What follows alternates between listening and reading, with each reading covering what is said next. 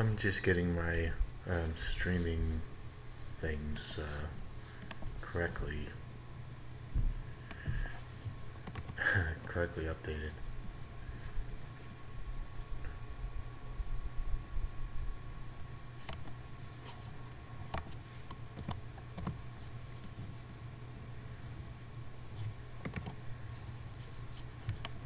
Kind of annoying. Sometimes getting YouTube to correctly see updated changes and stuff.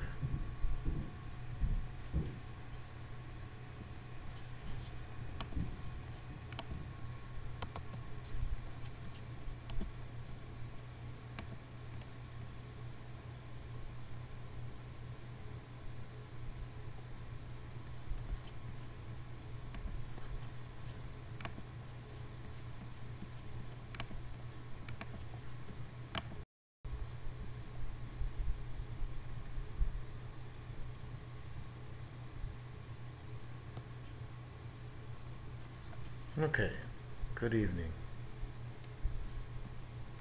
Welcome to our chapter 4. I don't know what installment it is. I think like our 7th or 8th. This one is the initiation of the pyramids.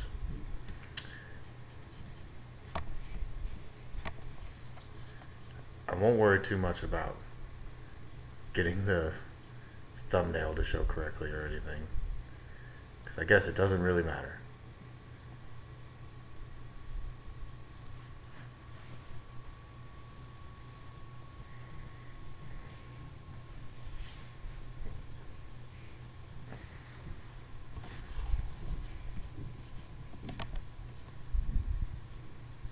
I'll just make sure to share this link. We'll give people a few minutes to come in, and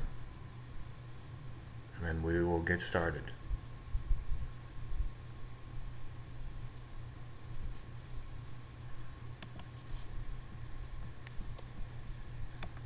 There we go. Now everything's starting to look. I don't know if that changed the link at all. Oh.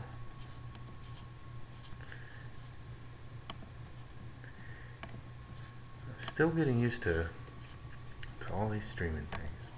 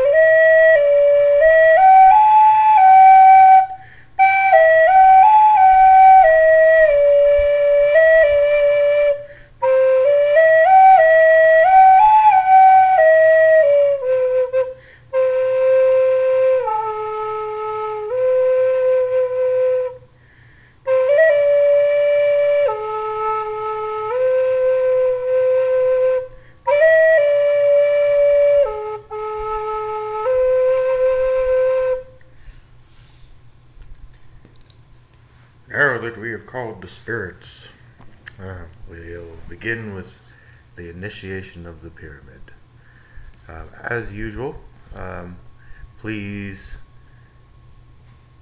message or leave me a mention on my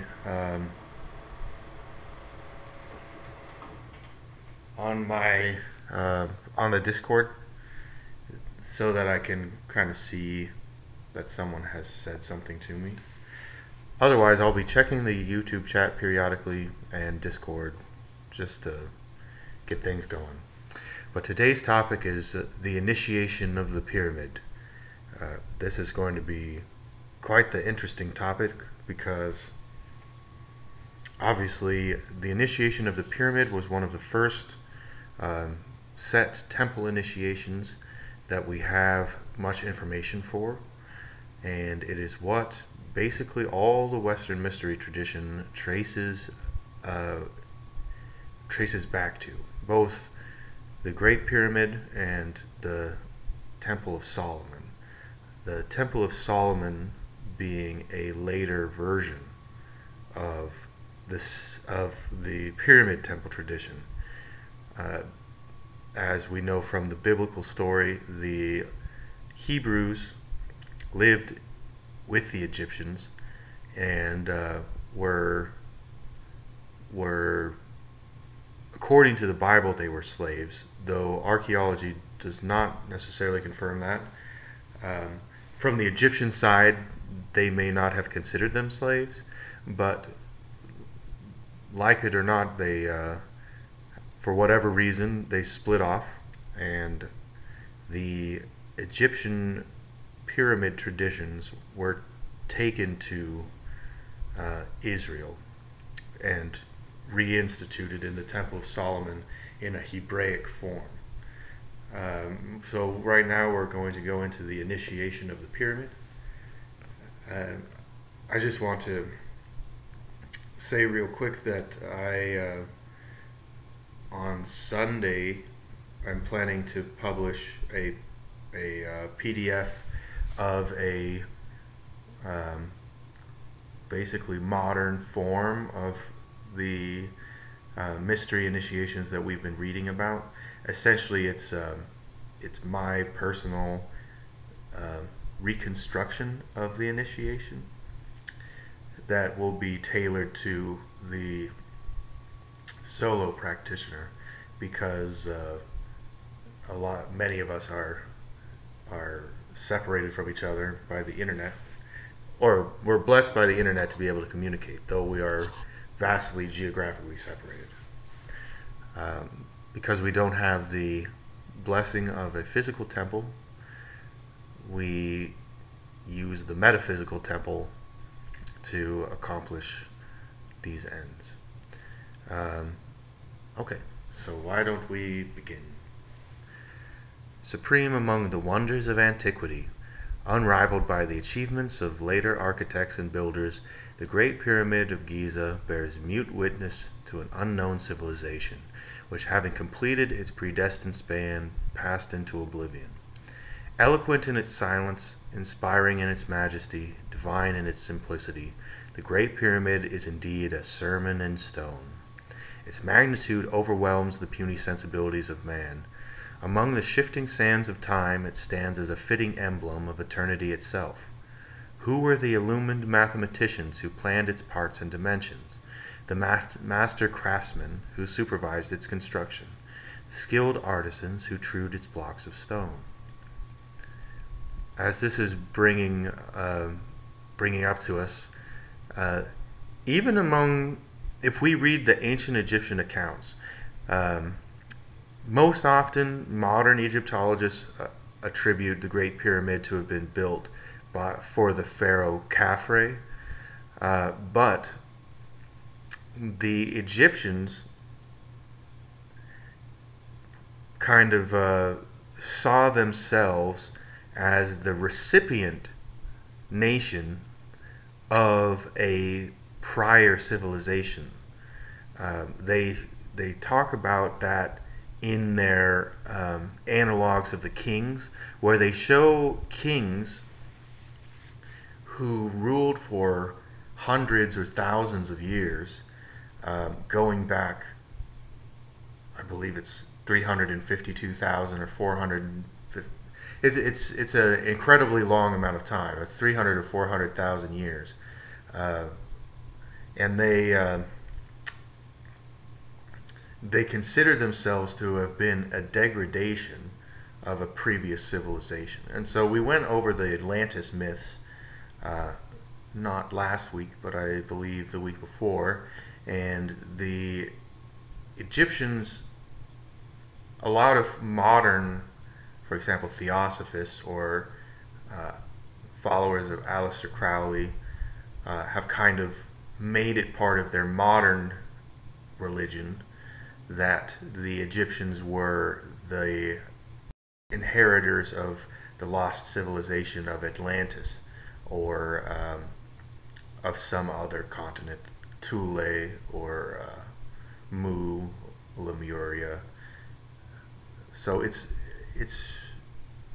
unknown what the origins of the Egyptians are, but I think that, as he's saying here, it's unknown who really built the pyramids.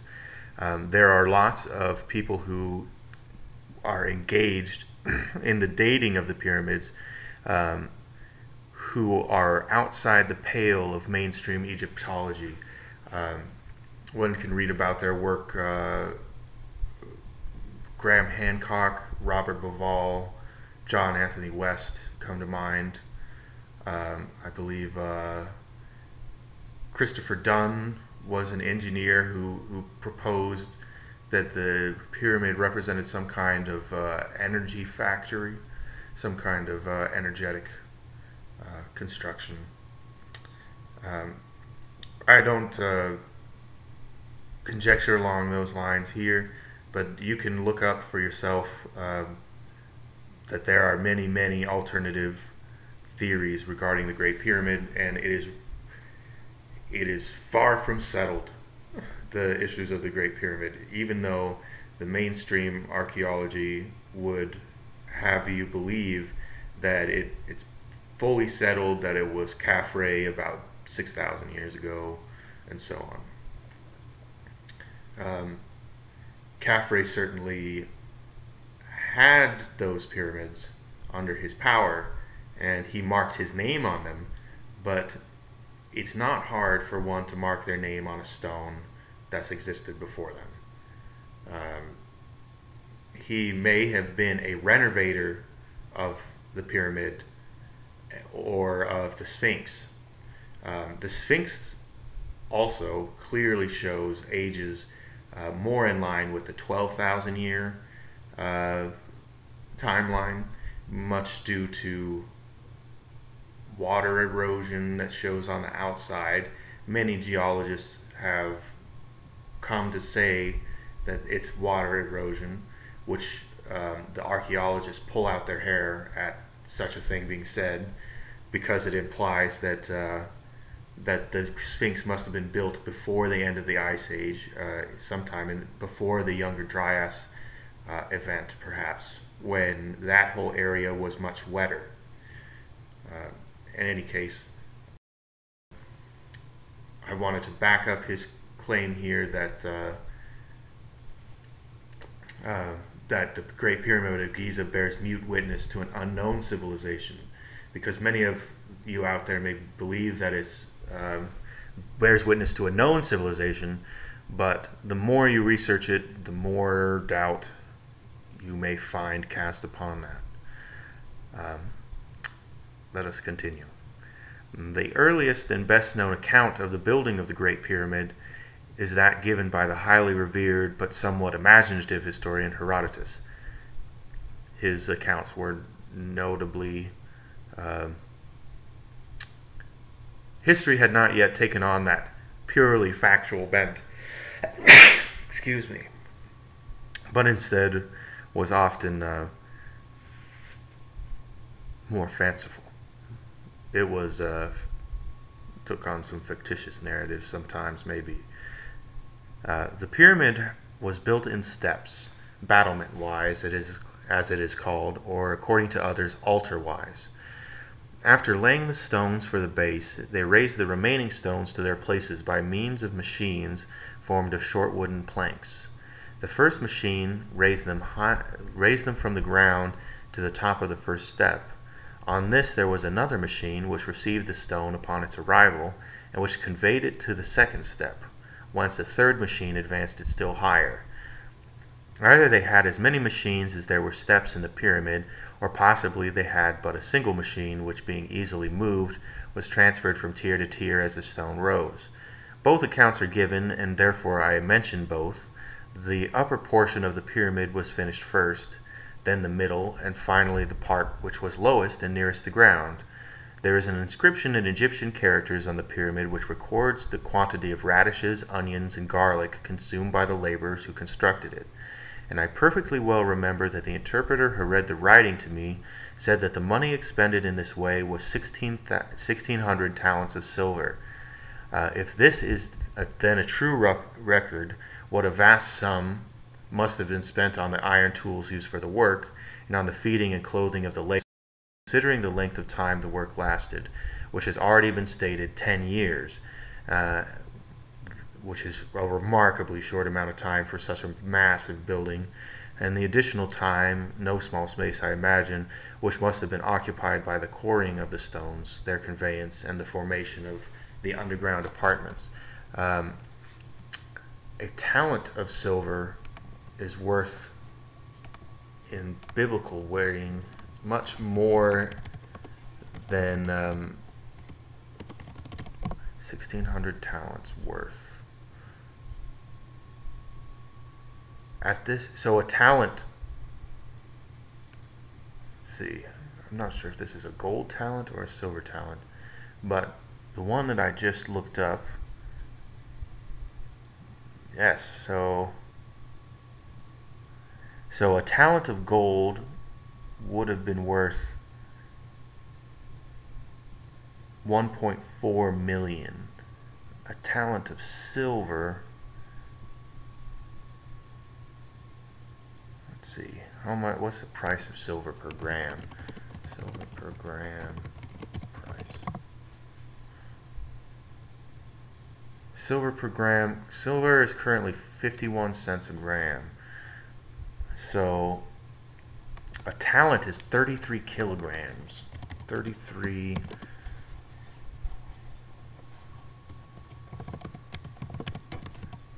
That's interesting. The number 33 popping up there. So, oh no. So it's 33,000 times. So then we're looking at a talent would be worth $16,830 today times 1,600,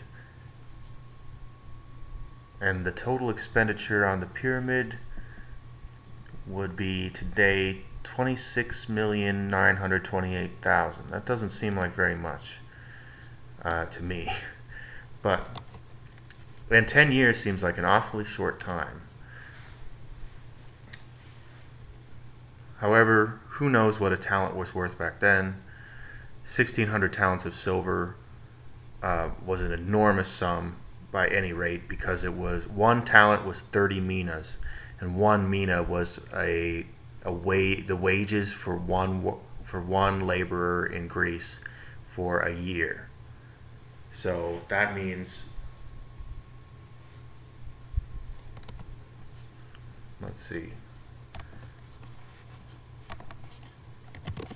30 times 1,600, that means that the total number of man years was 48,000 man years, was what man years of labor was what the pyramid was worth. 48,000 man years. Pretty crazy stuff. That's quite an enormous sum. If we think about it in that sense, the current value in the United States for a man year is about 34,000.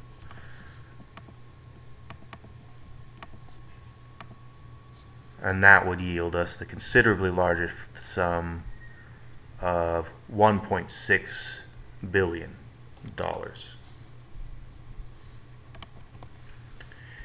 Interesting.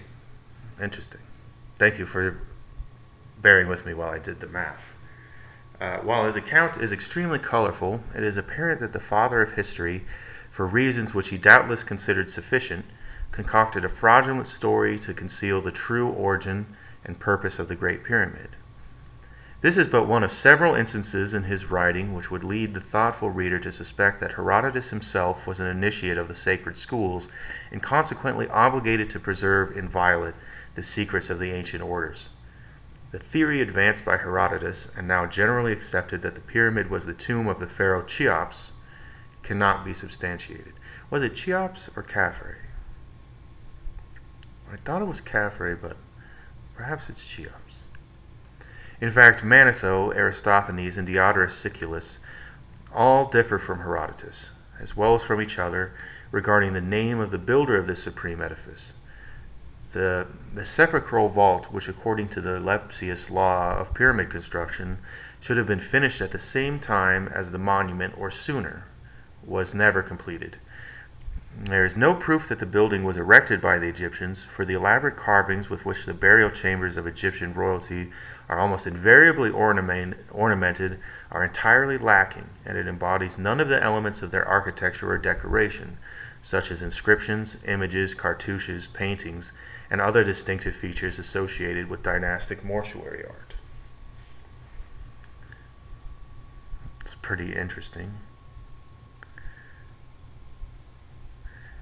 The only hieroglyphics to be found within the pyramid are a few builder's marks sealed up in the chambers of construction, first opened by Howard Weiss. These apparently were painted upon the stones before they were set into position, for in instances the marks were either inverted or disfigured by the operation of fitting the blocks together. While Egyptologists have attempted to identify the crude dabs of paint as cartouches of Cheops, it is almost inconceivable that this ambitious ruler would have permitted his royal name to suffer such indignities. As the most eminent authorities on the subject are still uncertain as to the true meaning of these crude markings, whatever proof they might be that the pyramid was erected during the 4th dynasty is certainly offset by the seashells at the base of the Great Pyramid, which Mr. Gabb advances as evidence that it was erected before the deluge, a theory substantiated by the much abused Arabian traditions. One Arabian historian declared that the pyramid was built by the Egyptian sages as a refuge against the flood, while another proclaimed it to have been the treasure house of the powerful antediluvian king Shaddad bin Ad. A panel of hieroglyphs over the entrance, which the casual observer might consider to afford a solution of the mystery, unfortunately dates back no further than AD 1843, having been cut at that time by Dr. Lepsius as a tribute to the King of Prussia. Wow. The plot thickens. Quite interesting stuff.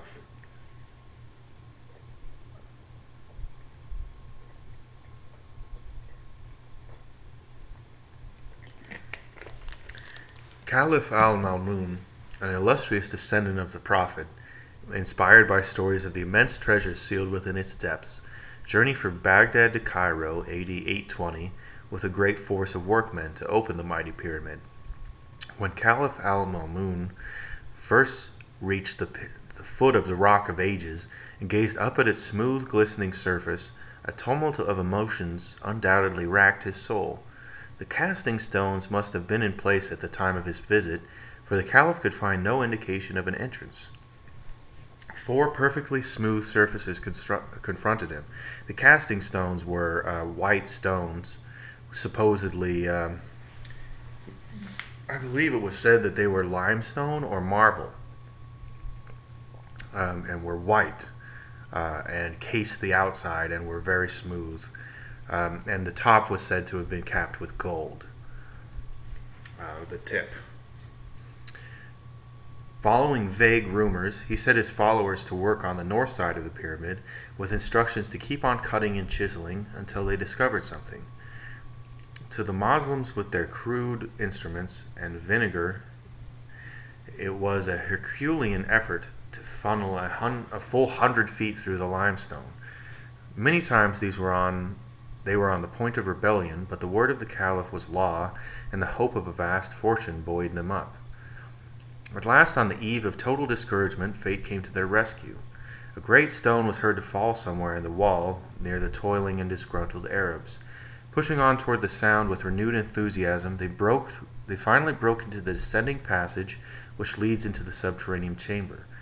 They then chiseled their way around the great stone portcullis, which had fallen into a position barring their progress, and attacked and removed one after another granite plugs, which for a while continued to slide down the passage leading from the queen's chamber above.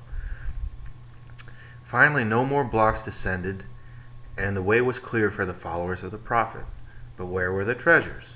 From room to room the frantic workmen rushed, looking in vain for loot.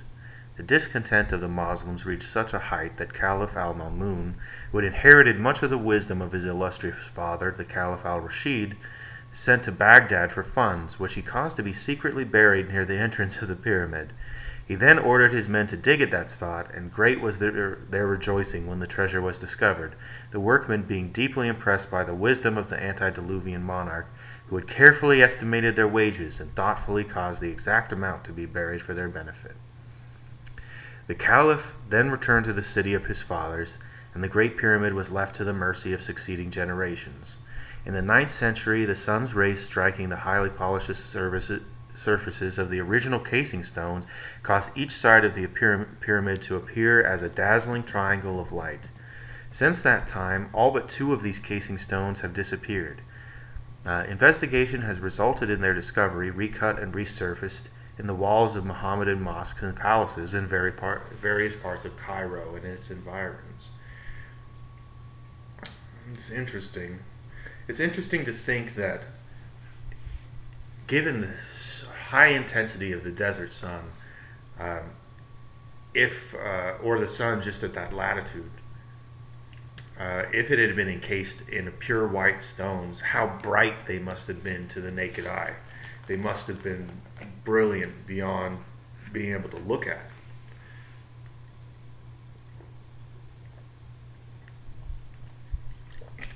Here we have Oedipus and the Sphinx, from Levi's Les Mystères de la Kabbalah, so the mysteries of the Kabbalah.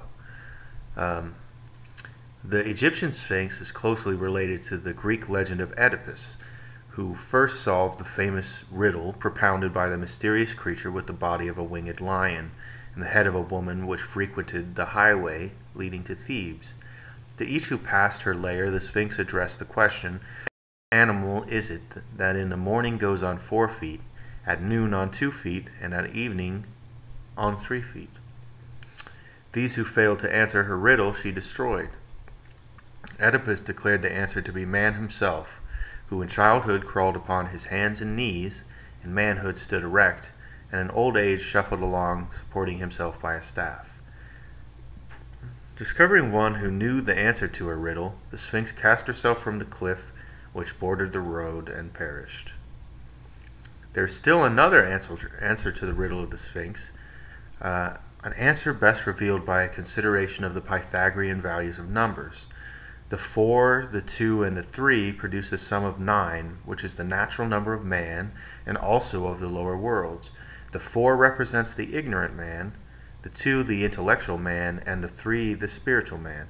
That is, as we've covered, the 4 represents the sarkic, the fleshly man, the 2 the psychic, the mental man, and the 3 the pneumatic, the spiritual man.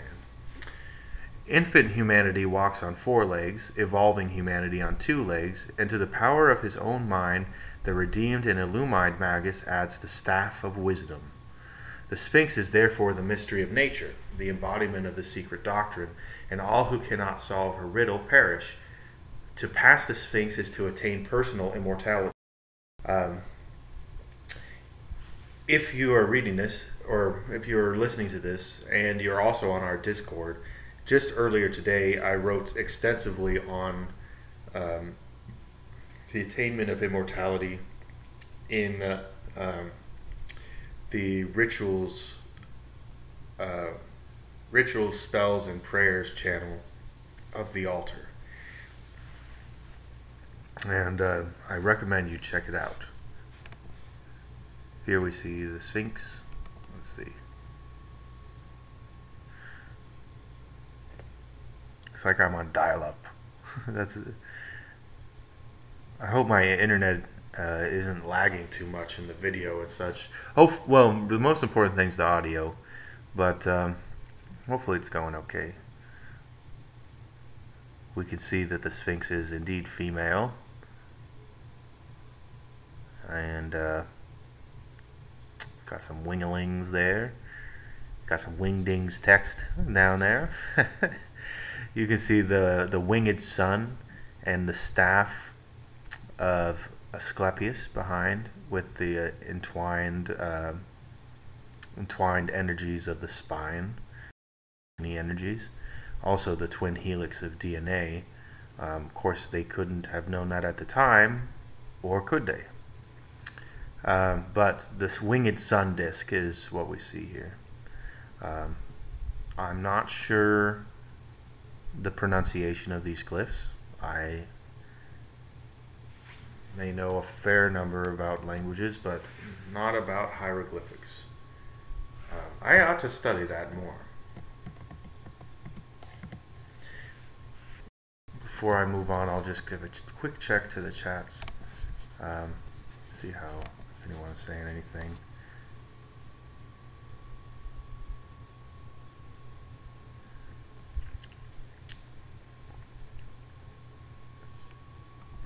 Okay, yeah, just a little grainy video image following along in my copy of Secret Teachings. I also have the link to the Secret Teachings of All Ages in the description on YouTube, so you can always follow along on your own browser, and which is probably what I would recommend. But the video is to kind of help keep track of where I am.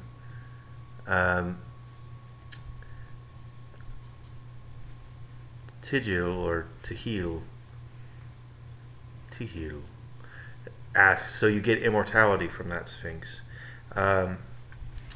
Figuratively, you gain immortality from answering the riddle of the Sphinx, which means by understanding the mystery of the pneumatic, understanding the mystery of the spiritual person, as opposed to the fleshly being and the mental being.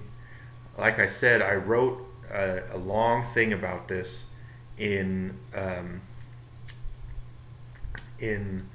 the Rituals, Spells, and Prayers channel of the Altar Discord, which I recommend checking out. I may copy that somewhere.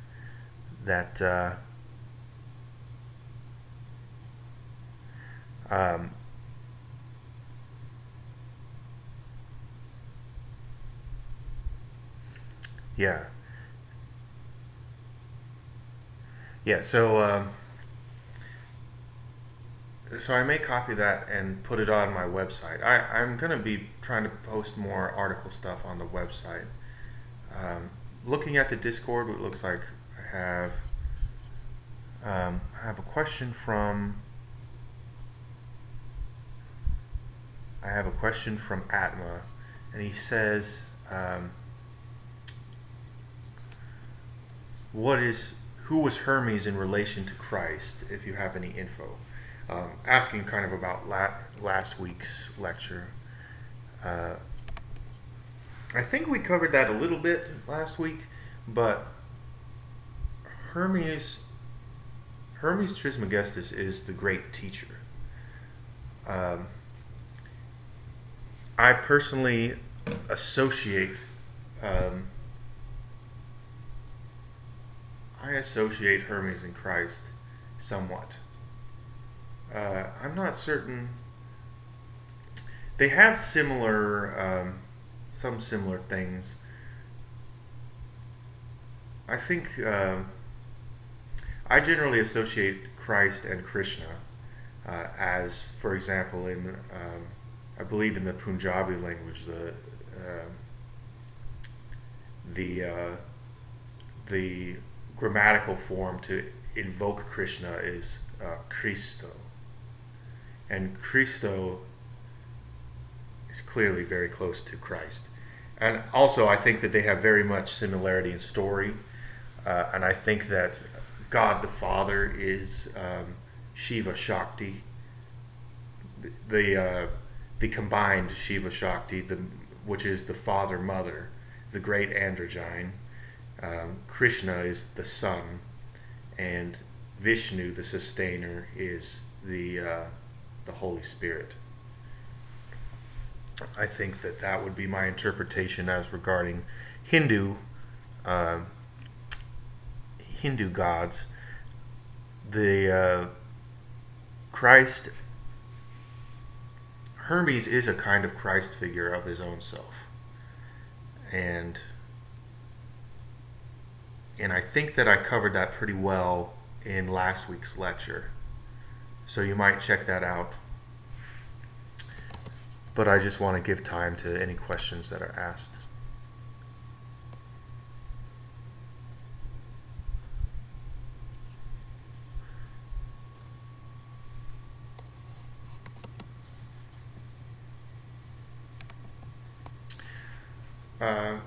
Pyramid problems. C. Piazzi Smythe asks, or Smith, I like to say Smythe, asks, was the Great Pyramid then erected before the invention of hieroglyphics, since there was no real hieroglyphics inside of it, and previous to the birth of the Egyptian religion? Time may yet prove that the upper chambers of the pyramid were a sealed mystery before the establishment of the Egyptian Empire. In the subterranean chamber, however, are markings which indicate that the Romans gained admission there in the light of the secret philosophy of the Egyptian initiates. W. W. Harmon, by a series of complicated yet exact mathematical calculations, determines that the first ceremonial of the pyramid was performed 68,890 years ago, on the occasion when the star Vega for the first time sent its ray down the descending passage into the pit. Well, that's an astounding thing that I mean, I've read this book before, but I'm going to say it's like something I've not heard before or heard elsewhere, except that, of course, we've heard I'm sure many of you have heard that the pyramids align to Orion. And I believe the star Vega used to be the pole star. Let's see, Vega. I believe it was previously the pole star. Yeah, the once and future North Star.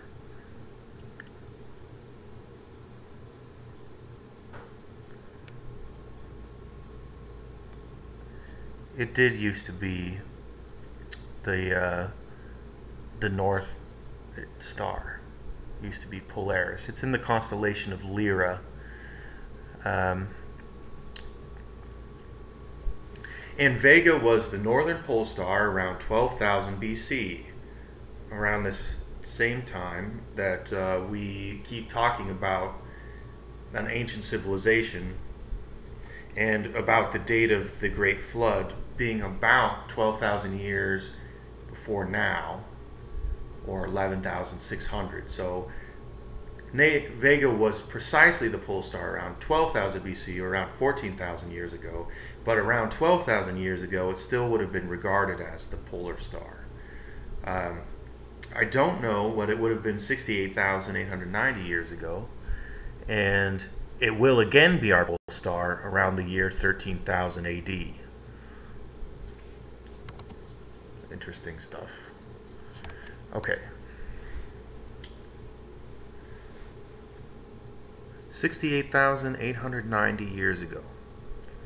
The actual building of the pyramid was accomplished in the period of from 10 to 15 years immediately preceding this date. That would be an amazing thing if true. While such figures doubtlessly will evoke the ridicule of modern Egyptologists, they are based upon an exhaustive study of the principles of sidereal mechanics, as incorporated into the structure of the pyramid by its initiated builders. If the casing stones were in position at the beginning of the 9th century, the so-called erosion marks on the outside were not due to water. The theory also that the salt upon the interior stones of the pyramid is evidence that the building was once submerged is weakened by the scientific fact that this kind of stone is subject to exudations of salt. While the building may have been submerged, at least in part, during the many thousands of years since its erection, the evidence adduced to prove this point is not conclusive. The Great Pyramid was built of limestone and granite throughout, the two kinds of rocks being combined in a peculiar and significant manner.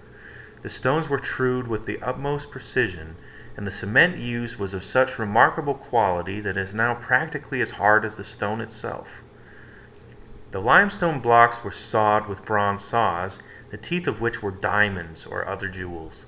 The chips from the stones were piled against the north side of the plateau on which the structure stands, where they form an additional buttress to aid in supporting the weight of the structure, so that the ground would not crumble from beneath it because it's so heavy. Shows brilliant forward thinking. Clearly they were not, I say again and again, that the peoples that preceded us were just as intelligent as people are today, I don't think if not more so. I think that they were just as intelligent as the peoples of today. I think that the peoples of today have a spiritual malady of a certain kind, but that the ages go in procession, and so mankind has his various stupidities through the different ages. Each age of 2160 years, 2,160 years, has oppressed characteristics and exemplified characteristics. So right now we see that the oppressed sign, or the secret sign of our age, is Virgo, the Virgin, and so we see that the feminine principles of mankind are somewhat repressed. And I think that that means that on an individual level, human beings right now have a tendency to be more left-brained than right-brained. But perhaps that is not always true, and it may change given different ages. I believe that it certainly was not true in the past.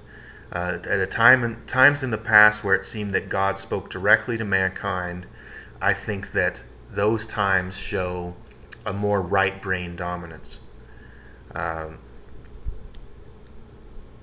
That's just a personal pet theory of mine, but I think it's an interesting one. The astrological ages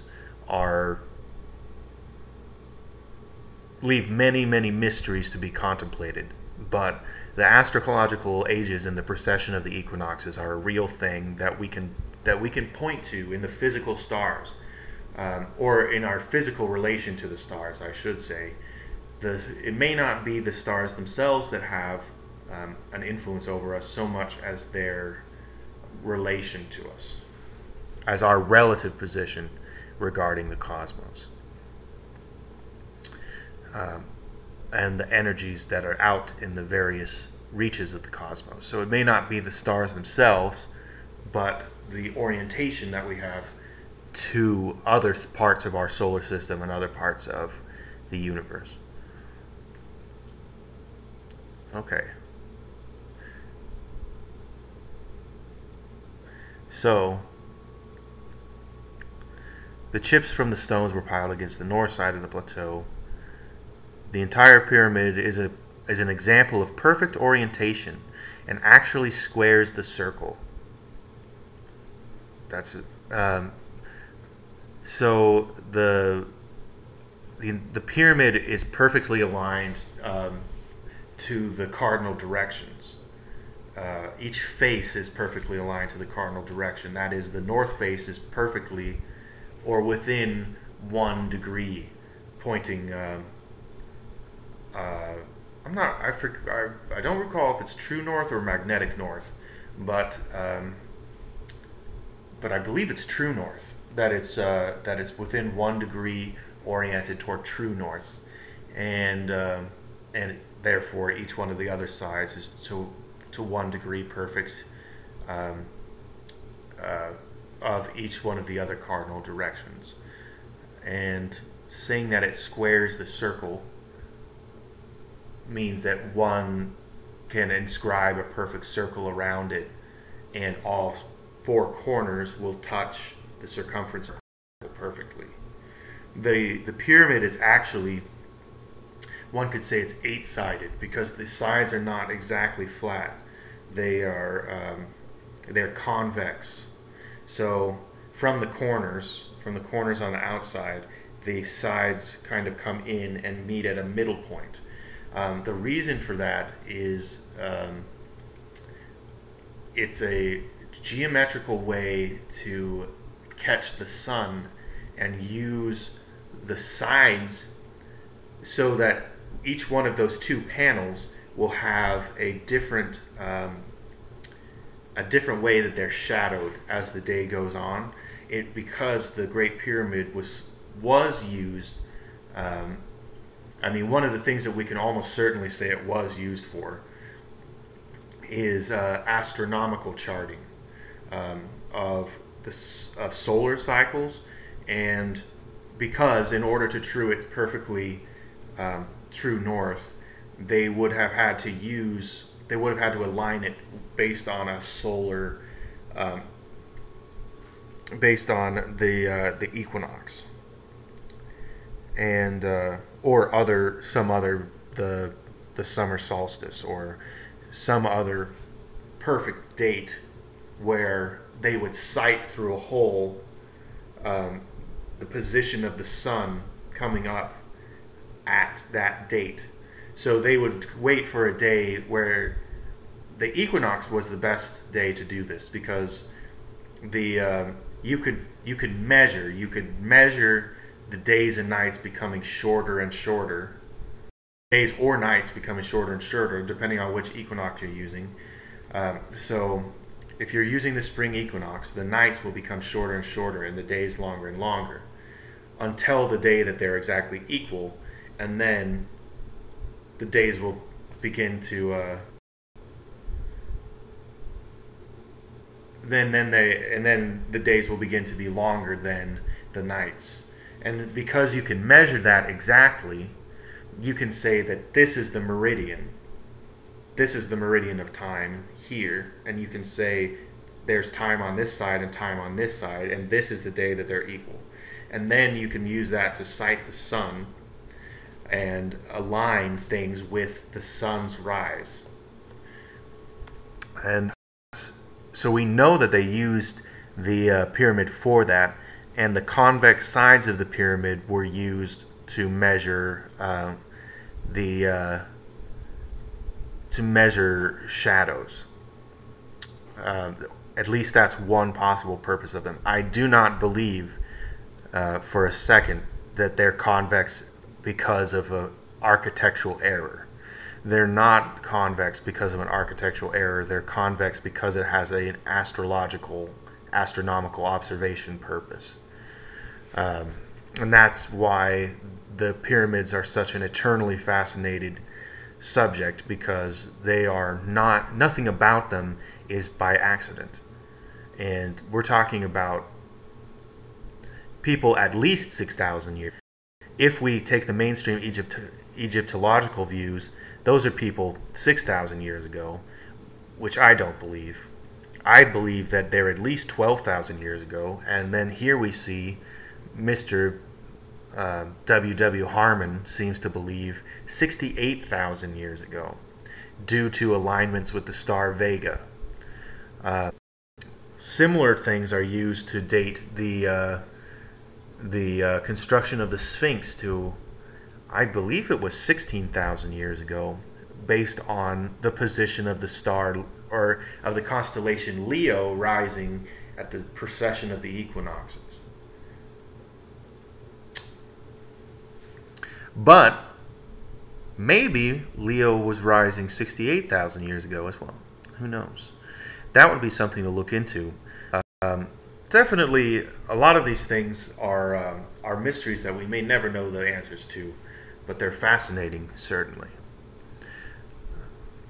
So the entire pyramid is an example of perfect orientation and actually squares the circle. This last is accomplished by dropping a vertical line from the apex of the pyramid to its baseline, dropping a plumb line. If this vertical line is be considered as the radius of an imaginary circle, the length of the circumference of such a circle will be found to equal the sum of the baselines of the four sides of the pyramid. If I would like to do that on paper just for fun, mathematically. If the passage leading to the king's chamber and the queen's chamber was sealed up thousands of years before the Christian era, those later admitted into the pyramid mysteries must have received their initiations in subterranean galleries now unknown. Without such galleries, there could have been no possible means of ingress or egress, since the single surface entrance was completely dosed with casing stones. If not blocked by the mass of the Sphinx or concealed in some part of that image, the secret entrance may be in either in one of the adjacent temples or upon the side of the limestone plateau. I've heard theories that the entrance is on one of the side is built into the wall of the plateau, and one enters the pyramid through the plateau and then is brought up through the pyramid into the chambers. And I've heard tell that there used to be some kind of exit at the top of the pyramid. I don't know that there's any evidence for that because there don't seem to be any chambers up that high, but I have heard it written that you would be brought up to the top of the pyramid where you would be shown the stars, and it was somehow aligned to the rising sun. The rising sun on the spring equinox. And it was such a wonderful sight that that it caused illumination in whoever saw it. That is at least one myth of the Great Pyramid. Attention is called to the granite plugs filling the ascending passageway to the Queen's Chamber, which Caliph al-Ma'mun was forced practically to pulverize before he could clear a way into the upper chambers. C. Piazzi Smith notes that the position of the stones demonstrate that they were set in place from above, which made it necessary for a considerable number of workmen to depart from the upper chambers. How did they do it? Smith believes they descended through the well. See diagram. I don't know where that diagram is. The diagram's down there, so we'll go visit it before moving on from this. So let's see. So Smythe believes they descended through the well, see diagram, dropping the ramp stone into place behind them. He further contends that robbers probably used the well as a means of getting into the upper chambers, the ramp stone having been set in a bed of plaster. The robbers were forced to break through it, leaving a jagged opening. Mr. Dupree, an architect who has spent years investigating the pyramids, differs from Smith, however, in that he believes the well itself to be a robber's hole, being the first successful attempt made to enter the upper chambers from the subterranean chamber, then the only open section of the pyramid. Why don't we check this out before we move on?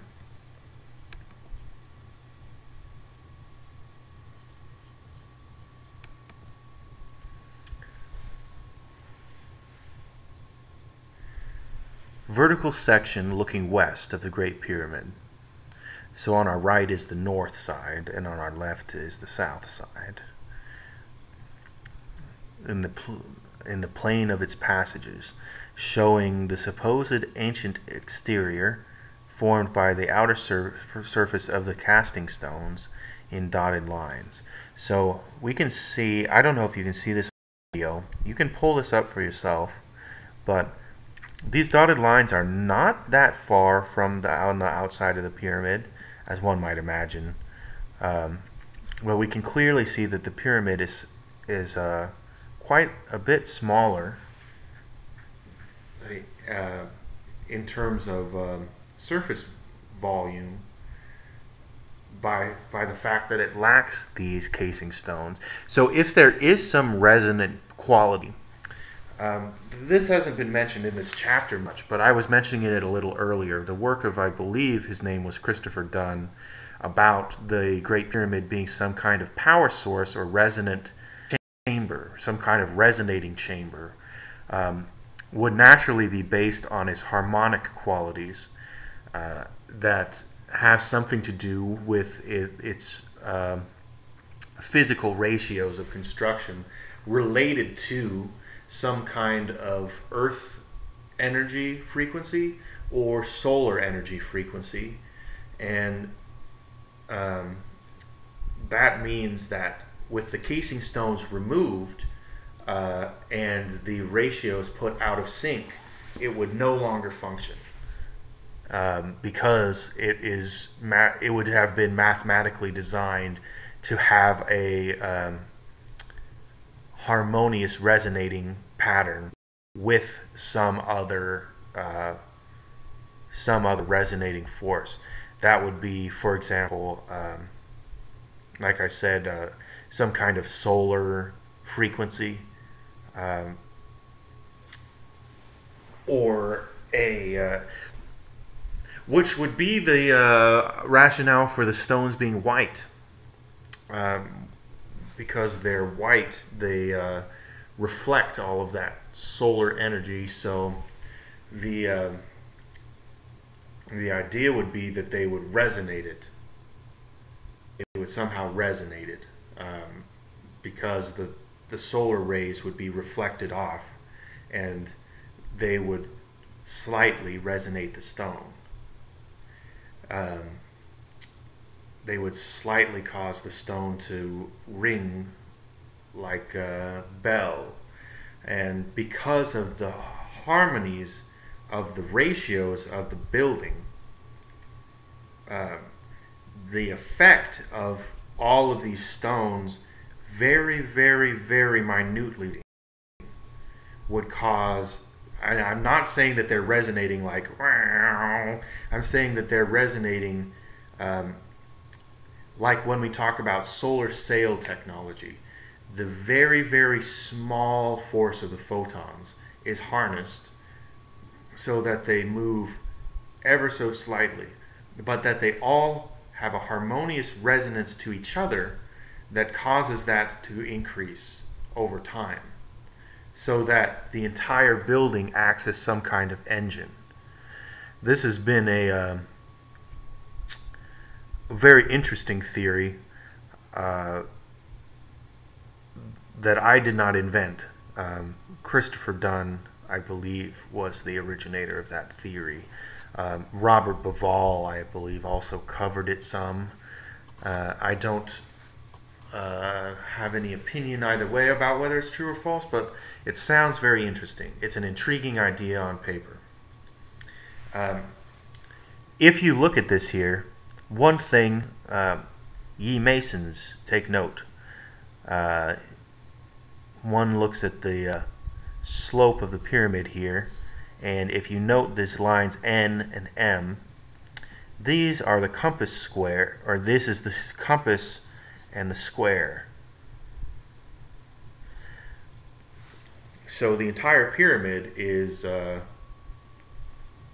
compass and square, and that means that the compass and square of the Masons is itself a cross-section view of the pyramid.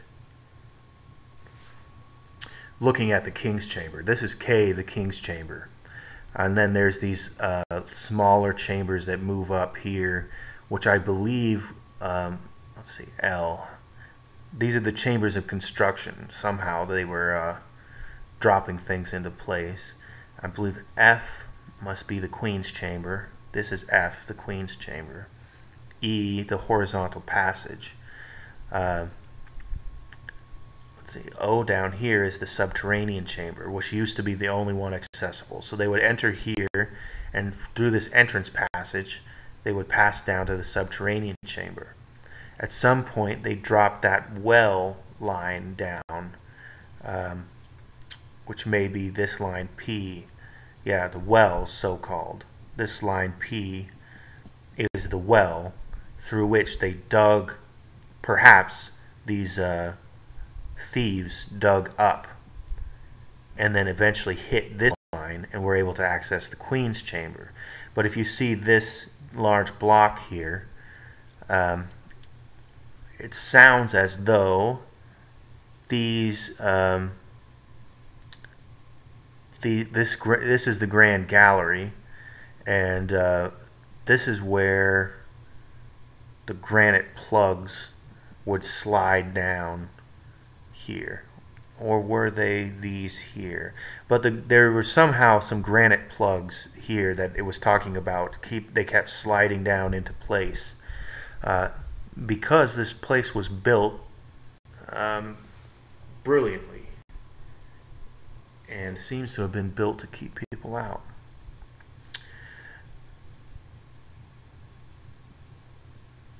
Anyway, the whole thing does not really indicate a burial chamber. I believe that in the king's chamber is found a sarcophagus, but it is empty, and it is written that the initiate would lie in that sarcophagus, and somehow the energies of the pyramid resonating would psychically interact with whoever was lying in that king's chamber. You see that this king's chamber is directly on this line. The sarcophagus here, not precisely aligned with the tip, but it is aligned along this kind of square and compass alignment, and it's right at what would be called the apex of the square, where the king's chamber lies, where you would lie in a sarcophagus and staring toward the ceiling. The ceiling was supposed to have images of stars on it. This is not what archaeology tells us. This is what the mystery schools tell us, that the ceiling was painted like the stars, or somehow had manifestations of the stars upon it, whether from shining lights from lanterns, like some kind of observatory, where they would have like a metal thing with holes in it, and they would have a light underneath, and it would shine on the ceiling. Maybe that's what it was. But anyhow, that they would be able to travel to other stars this way. Some people have called it a stargate. That's this is all what you might consider in the realm of pure conjecture, but it's one of those things that Masons were talking about this as a stargate 2 centuries ago. I mean, we're not talking about people talking about this like yesterday or after Stargate SG-1 came out. That was based on something, and that something was these ideas of these Masons from 200 years ago. Of course, and they say that they're not based on them, but based on the Egyptian mystery tradition itself, which was been passed down to them. Whether you believe that or not is up to you. So this is from Smith's Life and Work at the Great Pyramid. And it says, the Great Pyramid stands upon a limestone plateau at the base of which, according to ancient history, the Nile once flooded, thus supplying a method for the huge blocks used in its construction. Presuming that the capstone as originally in place, the pyramid is, according to John Taylor, in round figures 486 feet high. The base of each side is 764 feet long, and the entire structure covers a ground area of more than 13 acres. I would be interested to see what the angle of the walls of the Great Pyramid is, because I wonder if it had a Masonic significance. It would definitely indicate something deeper here. What is the angle of the walls of the Great Pyramid?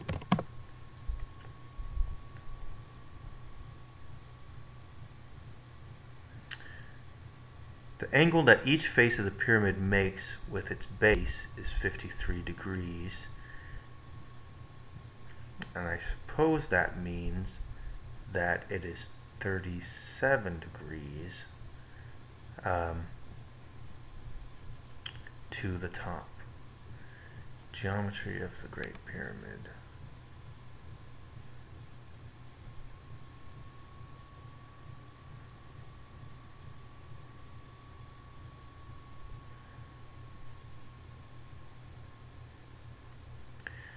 Alright, well, it looks like we won't find a quick answer to that, but on a cursory glance, it looks as though it is not, for example, 33 degrees, which my eye tells me it's not also, but it looks as though it's maybe about 37 degrees at the top. Or if something like that. Something like that. Okay. The entire structure covers a ground area of more than 13 acres, which is massive. The Great Pyramid is the only one in the group at Giza, in fact, as far known, the only one in Egypt that has chambers within the actual body of the pyramid itself. That's an amazing fact that I didn't know, because I had assumed that the other pyramids at Giza had chambers, but I suppose they have not. And I suppose we ought to be able to tell with sonar. So maybe they've checked, or maybe they just haven't found other chambers. Maybe they exist. I don't know.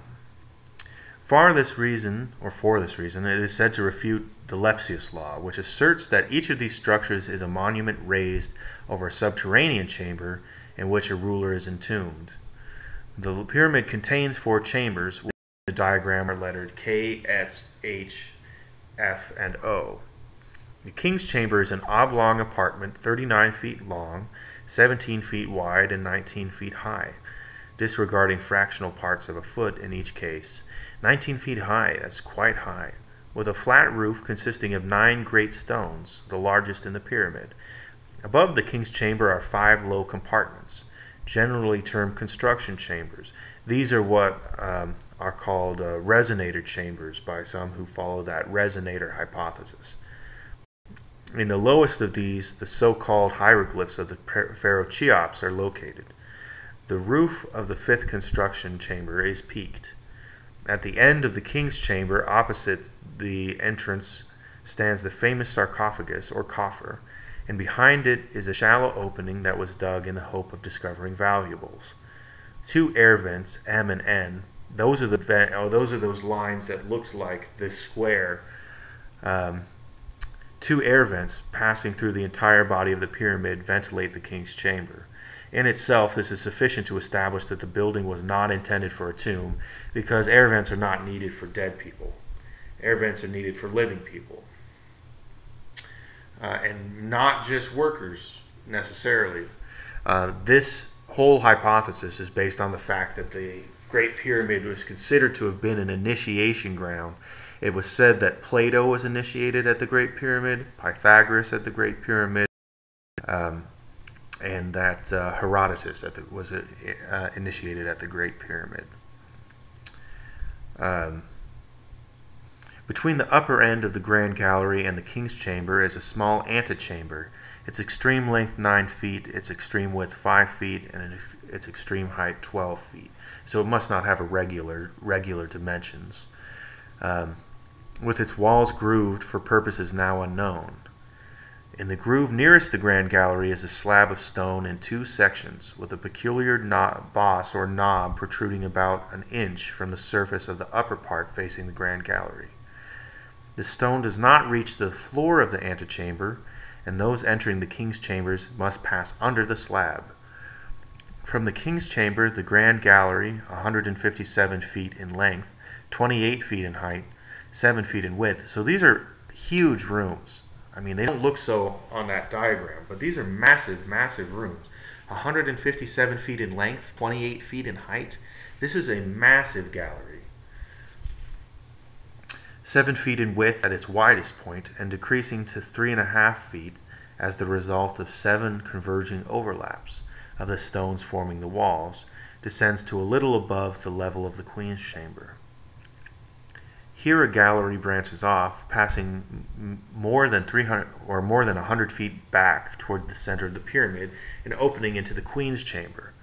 The Queen's Chamber is 19 feet long, 17 feet wide, and 20 feet high. So these were quite spacious chambers. I mean, they weren't claustrophobic chambers. I'm sure that some of it feels claustrophobic, but these chambers at 20 feet ceilings would not have been claustrophobic feeling. That also implies that they were meant for the living, not for the dead. The dead don't need high ceilings to feel comfortable. The living, if they're in there for initiation rituals, do need high ceilings to fit many people in there without suffocating.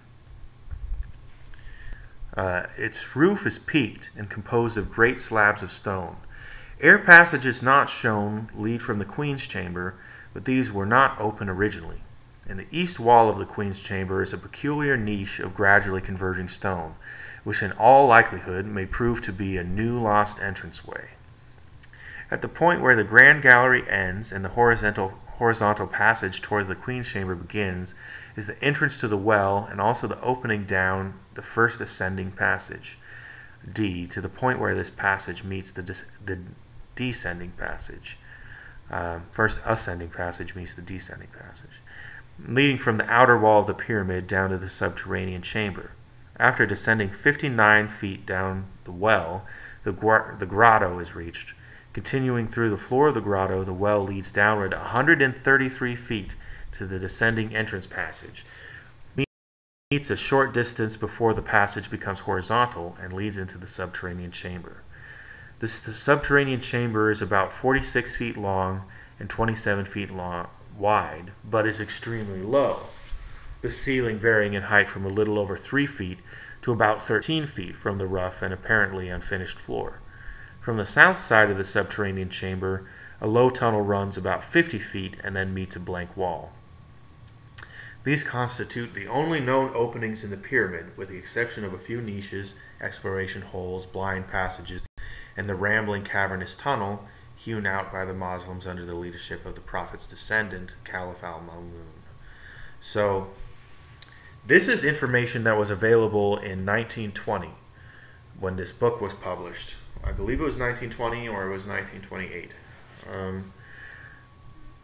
So all of this stuff is probably out of date scholarship, but realize that they were asking these questions almost 100 years ago. And earlier than that, of course. But these theories were theories 100 years ago and are still theories today that people go over. So let's see. So we were just saying that Smythe believes they descended through the well, see the diagram, dropping the ramp stone into place behind them. I wanted to look at that diagram so we could have a better idea of the structure as we continue to read about it. He further contends that the robbers probably well as a means of getting into the upper chambers. The ramp stone having been set in a bed of plaster, the robbers were forced to break through it, leaving a jagged opening. Mr. Dupree, an architect who has spent years investigating the pyramids, differs from Smith, however, in that he believes the well itself to be a robber's hole, being the first successful attempt made to enter the upper chambers from the subterranean chambers, then the only open section of the pyramid. Mr. Dupree bases his conclusions upon the fact that the well is merely a rough hole and the grotto an irregular chamber, without any evidence of the architectural precision with which the remainder of the structure was erected. The diameter of the well also precludes the possibility of its having been dug downward. It must have been gouged out from below,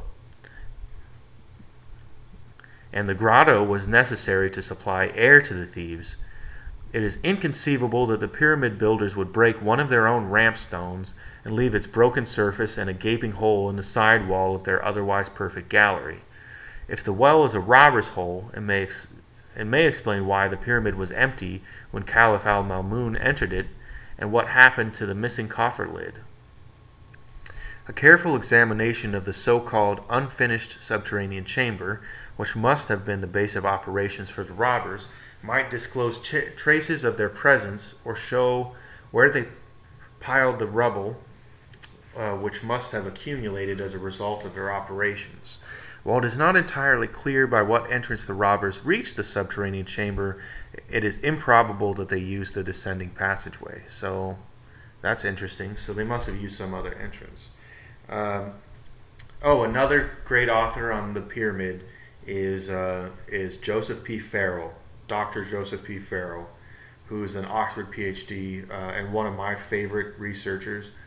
I highly recommend all of his works, but he wrote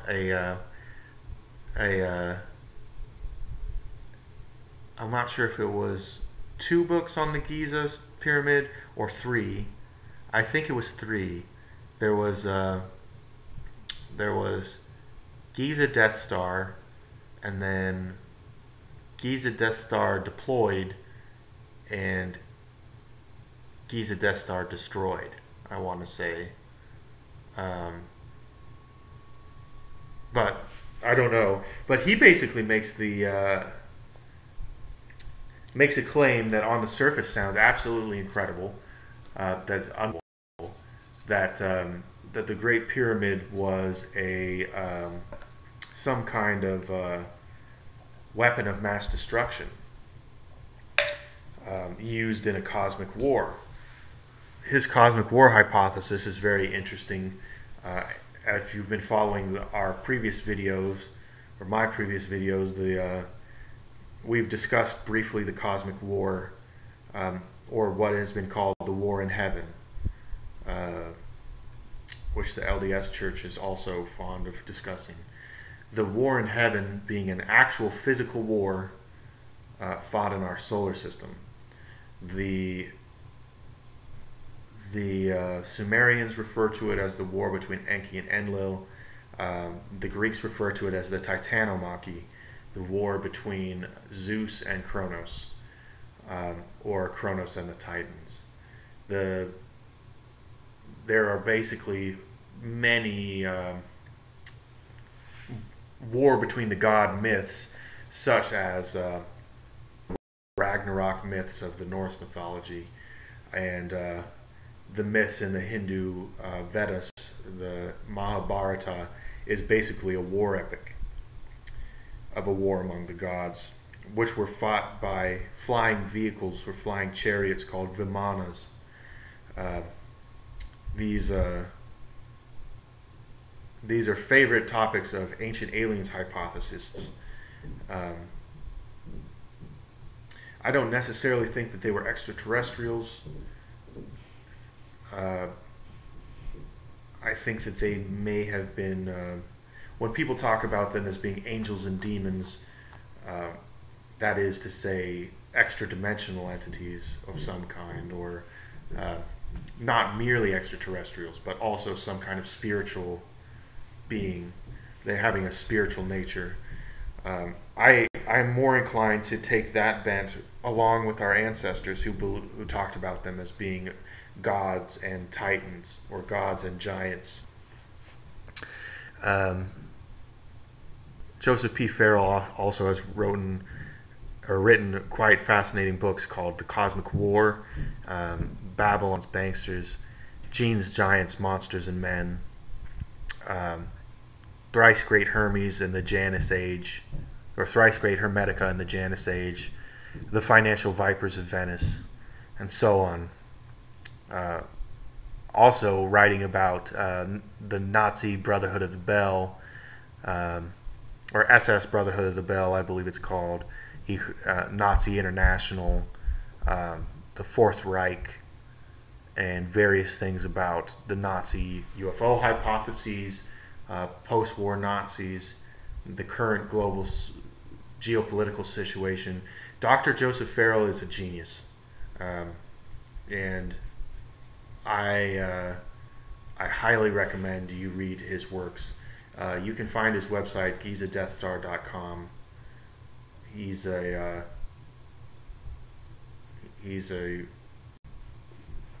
foremost thinker in modern alternative thought. Okay. He also has a YouTube channel which is fairly active,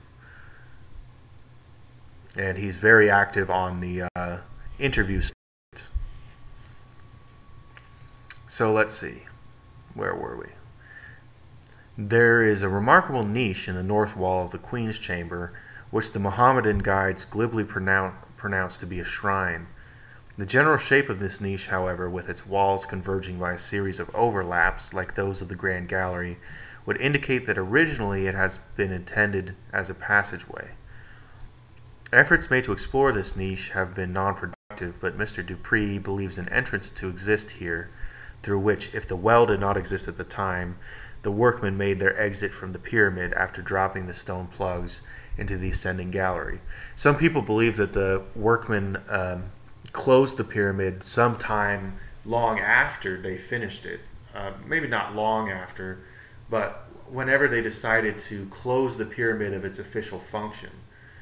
They had constructed the pyramid that it one day might be closed, which is something that indicates, for example, its importance as some kind of resource, not just a temple. But if it was a temple, then being able to seal a temple is not itself suspicious at all. They may have wanted to seal up their sacred space, that it not be profaned in the future. Of course, it is being profaned now and has been for 150 years.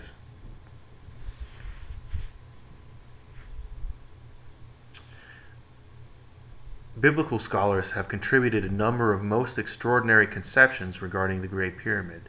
This ancient edifice has been identified by them as Joseph's granary, despite its hopelessly inadequate capacity. It couldn't have held much grain at all.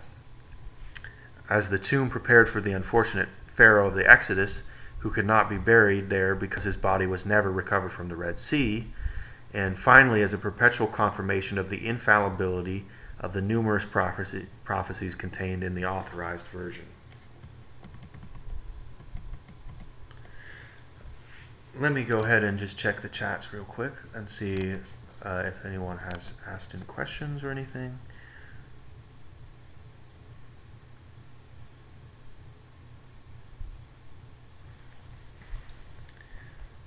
Thank you to Mr. Pavel Feldman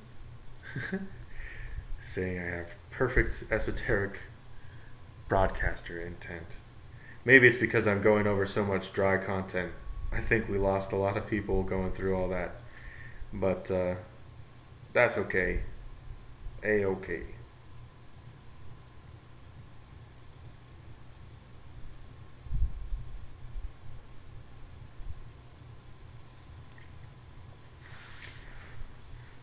All right, let's continue with the Sphinx. Thank you all for sticking with me. Although the Great Pyramid, as Ignatius Donnelly has demonstrated, is patterned after an antediluvian type of architecture, examples of which are to be found in near part of the world, the Sphinx, who is typically Egyptian. The Sphinx in Egyptian may have been Hu, H-U. I don't know. The stela between its paws states the Sphinx is an image of the sun god Harmachis, which was evidently made in the similitude of the pharaoh during whose reign it was chiseled. The statue was restored and completely excavated by Thutmose IV as the result of a vision in which the god had appeared and declared himself oppressed by the weight of the sand about his body. The broken beard of the Sphinx was discovered during excavations between the front paws. The steps leading up to the Sphinx, and also the temple and altar between the paws, are much later additions, probably Roman, for it is known that the Romans reconstructed many Egyptian antiquities. Pretty amazing that they did so. Maybe an indication that they had among them a Egyptian mystery cult. The shallow depression in the crown of the head, once thought to be the terminus of a closed-up passageway leading from the Sphinx to the Great Pyramid, was merely intended to help support a headdress now missing. Metal rods have been driven into the Sphinx in a vain effort to discover chambers or passages within its body. The major part of the Sphinx is a single stone, but the front paws have been built up of smaller stones. The Sphinx is about 200 feet long, 70 feet high, and 38 feet wide across the shoulders. The main stone from which it was carved is believed by some to have been transported from distant quarries by methods unknown, while others assert it to be native rock, possibly an outcropping somewhat resembling the form into which it was later carved. The theory once advanced that both the pyramid and the Sphinx were built from artificial stones made on the spot has been abandoned. A careful analysis of the limestone shows it to be composed of small sea creatures called mumelites.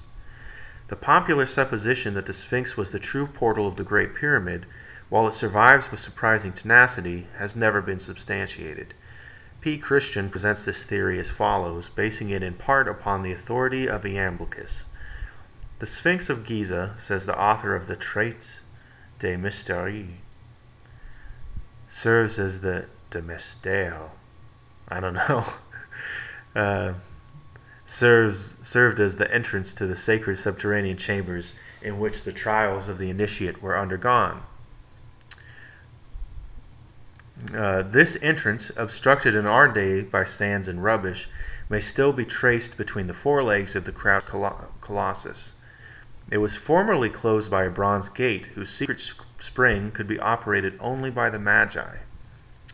It was guarded by public respect, and a sort of religious fear maintained its inviolability better than armed protection would have done. In the belly of the Sphinx were cut-out galleries leading to the subterranean part of the Great Pyramid.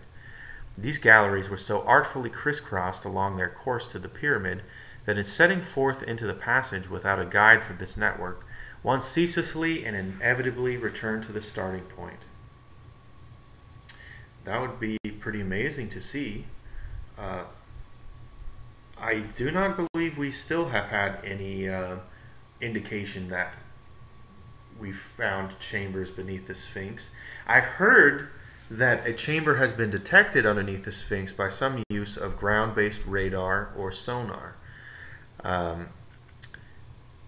And definitely people like David Wilcock have put forth their ideas that at the time, David Wilcock said some of his usual kind of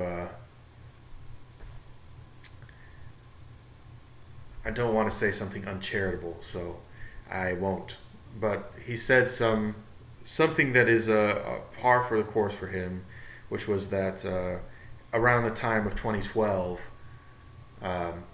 or at 2012, the chamber beneath the Great Pyramid would be opened because this is some prophecy. Maybe it was a prophecy of Edgar Cayce, but I've heard it repeated by David Wilcock that this chamber beneath the Sphinx would be opened and it would be shown to contain a great library and the secret teachings of Jesus Christ, and etc., etc. I don't know what exactly it has, if anything. But unfortunately, the bronze door referred to cannot be found, nor is there any evidence that it ever existed. The passing centuries have wrought many changes in the campus, however, and the original opening may have been closed. Nearly all students of the subject believe that subterranean chambers exist beneath the Great Pyramid. Robert Ballard writes, the priests of the pyramids of Lake Moeris had their vast subterranean residences. It appears to me more than probable that those of Giza were similarly provided, and I may go further. out of these very caverns may have been excavated the limestones of which the pyramid were built. Wow, that would be a hell of a lot of cavern. That would be massive, massive caverns beneath that. Just massive. I mean, you're talking about the entire volume of the pyramid being taken out of the ground and then raised as a pyramid. And what an amazing architectural feat that would be. If you uncovered that, you know, that's so fantastical that it's like they could have a secret city living there today. You know, it's on that kind of level. That's like Journey to the Center of the Earth stuff. In the bowels of the limestone ridge on which the pyramids are built will yet be found, I feel convinced, ample information as to their uses. A good diamond drill with 200 or 300 feet of rods is what is wanted to test this, and the solidarity of the pyramids at the same time. See The Solution of the Pyramid Problem by the same Mr. Robert Ballard. Mr. Ballard's theory of extensive underground apartments and quarries brings up an important problem in architectonics. The pyramid builders were too far-sighted to endanger the permanence of the Great Pyramid by placing over 5 million tons of limestone and granite on any but a solid foundation, as is shown by them shoring up the wall of the plateau. They shored up the entire limestone cliffs there because they were afraid that the plateau itself would not hold a building of this weight. It is therefore reasonably certain that such chambers or passageways as may exist beneath the building are relatively insignificant, like those within the body of the structure, which occupy less than 1/1600th of the cubic contents of the pyramid. The Sphinx was undoubtedly erected for symbolical purposes at the instigation of the priestcraft. The theory is that the uraeus upon its forehead was originally the finger of an immense sundial, and that both the pyramid and the Sphinx were used to measure time, the seasons, and the precession of the equinoxes, are ingenious but not wholly convincing. Though I am pretty convinced about the seasons and the precession of the equinoxes. I don't know about sundials. The Great Pyramid may be seen as a gigantic sundial because of the shadow it casts. But there is evidence that the human head on the Sphinx, was originally a lion head, or something else. I mean, I don't know that it was a lion head, but it's been... Graham Hancock, for example, has put forth a theory. He may not be the originator of this theory, but he's the one that I associate with it. In his fantastic book on the Sphinx, which I owned and then donated to a library when I was finished with it. But his book, The Mysteries of the Sphinx, he gets into a theory on the astrological significance of the Sphinx being based on its lion figure. And so he based a dating of its age, one theory of its dating, on its alignment with the constellation Leo, which I'm not sure how many thousands of years ago it was that it would have been aligned with the constellation Leo, but I know that it was a very long time ago. Very long time ago. Let's see. Leo alignment Sphinx. Let's see if I can pull this up real quick.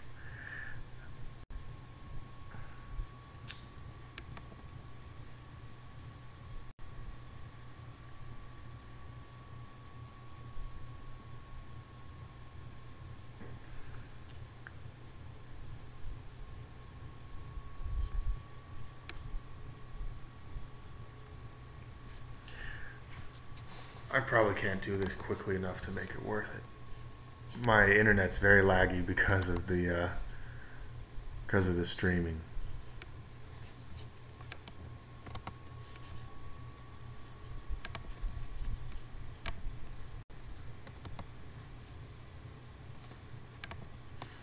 Okay. Um,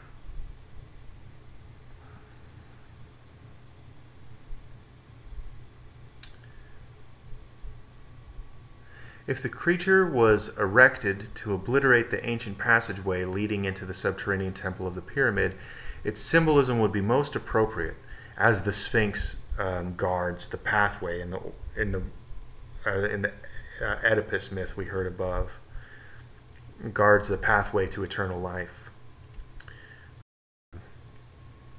In comparison with the overwhelming size and dignity of the Great Pyramid, the Sphinx is almost insignificant. Its battered face, upon which may still be seen the vestiges of the red paint with which the figure was originally covered, is disfigured beyond recognition. Its nose was broken off by a fanatical Mohammedan, lest the followers of the Prophet be led into idolatry. Now, some people claim that it was the soldiers of Napoleon that shot off the nose. Some people claim that it merely fell off by accident. There's many claims about what happened to the nose of the Sphinx. The very nature of its construction and the present repairs necessary to prevent the head from falling off indicate that it could not have survived the great periods of time which have elapsed since the erection of the pyramid. That could be true, though I think that there is good evidence that the Sphinx may be older than and the pyramids may not be 68,000 years old. But the Sphinx almost certainly is at least 12,000 years old. To the Egyptians, the Sphinx was the symbol of strength and intelligence. It was portrayed as androgynous to signify that they recognized the initiates and gods as partaking of both the positive and negative creative powers. As I've touched on before, a very important idea. As we just touched on earlier about Shiva Shakti being the both positive and negative creative powers. Shiva is the destroyer, Shakti is the creative generative power. When the two of them are merged, that's when they give birth to the universe. Gerald Massey writes, "This is the secret of the Sphinx. The Orthodox Sphinx of Egypt is masculine in front and feminine behind, though it has breasts, as we looked at earlier. Though it doesn't on the physical statue, I suppose. So is the image of Sut Typhon, a type of horn and tail, male in front and female behind. The pharaohs who wore the tail of the lioness or cow behind them were male in front and female behind. Like the gods, they included the dual totality of being in one person, born of the mother, but of both sexes as the child. Most investigators have ridiculed the Sphinx, and without even deigning to investigate the great colossus, have turned their attention to the more overwhelming mystery of the pyramid. Though that has much changed in modern times. The Sphinx is just so interesting and so anomalous in so many ways, as is the Great Pyramid, but it has drawn much greater attention in recent years, as, for example, Graham Hancock's book, The Mysteries of the Sphinx, demonstrates. Now we get to the fascinating part that's what we've been working up to and waiting for.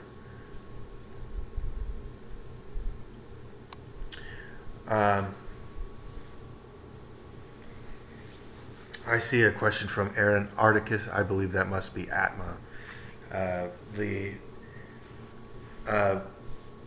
The link said Chapter 3 Hermes. Who was Hermes in relation to Christ, if you have any info? I do have info about that. It was on the link originally when I linked it in the Discord, because that was last week's lecture, and it is on my channel and you can go watch it, and we did discuss on it the relation of Hermes to Christ, and I think that we ought not to go over it again.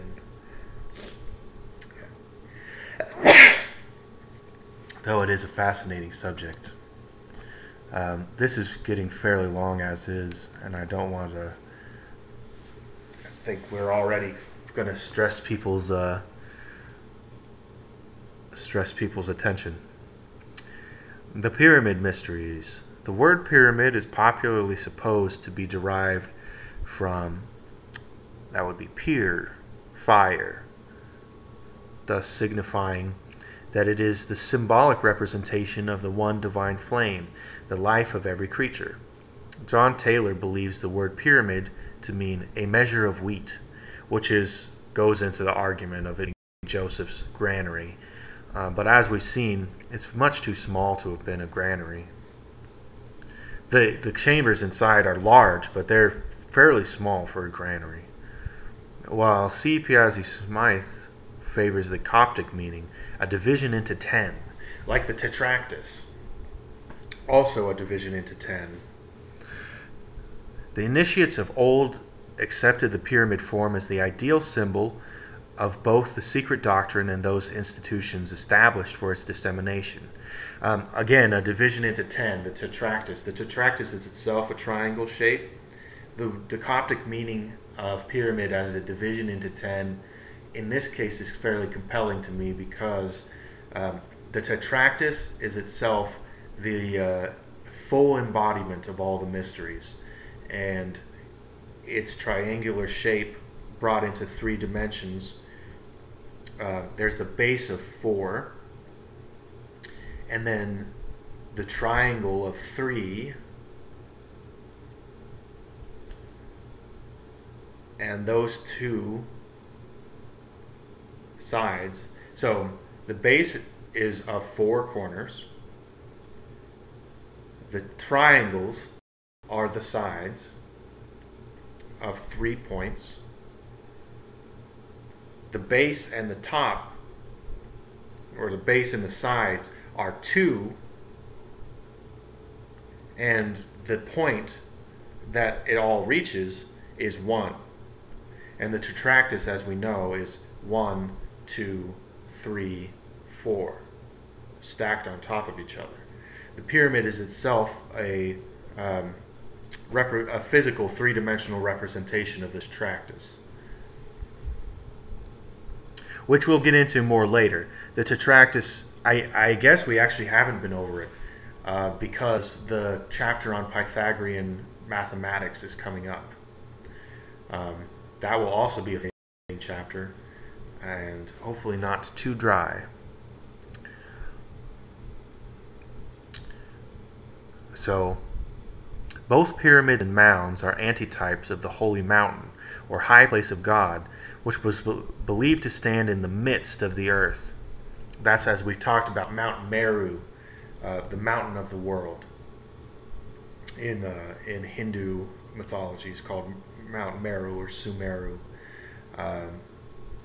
Has many names in many cultures. I live by Mount Hood, which I believe by the Native Americans in this area was considered to be the axis mundi, the world axis, the central mountain. But the central mountain is wherever you are. It's not a particular mountain, it's a metaphysical mountain, like Olympus. Though Olympus is also the axis mundi, it is a metaphysical place more than a physical place. John P. Lundy relates the Great Pyramid to the fabled Olympus, further assuming that its subterranean passages correspond to the tortuous byways of Hades. The square base of the pyramid is a constant reminder that the House of Wisdom is firmly founded upon nature and her immutable laws.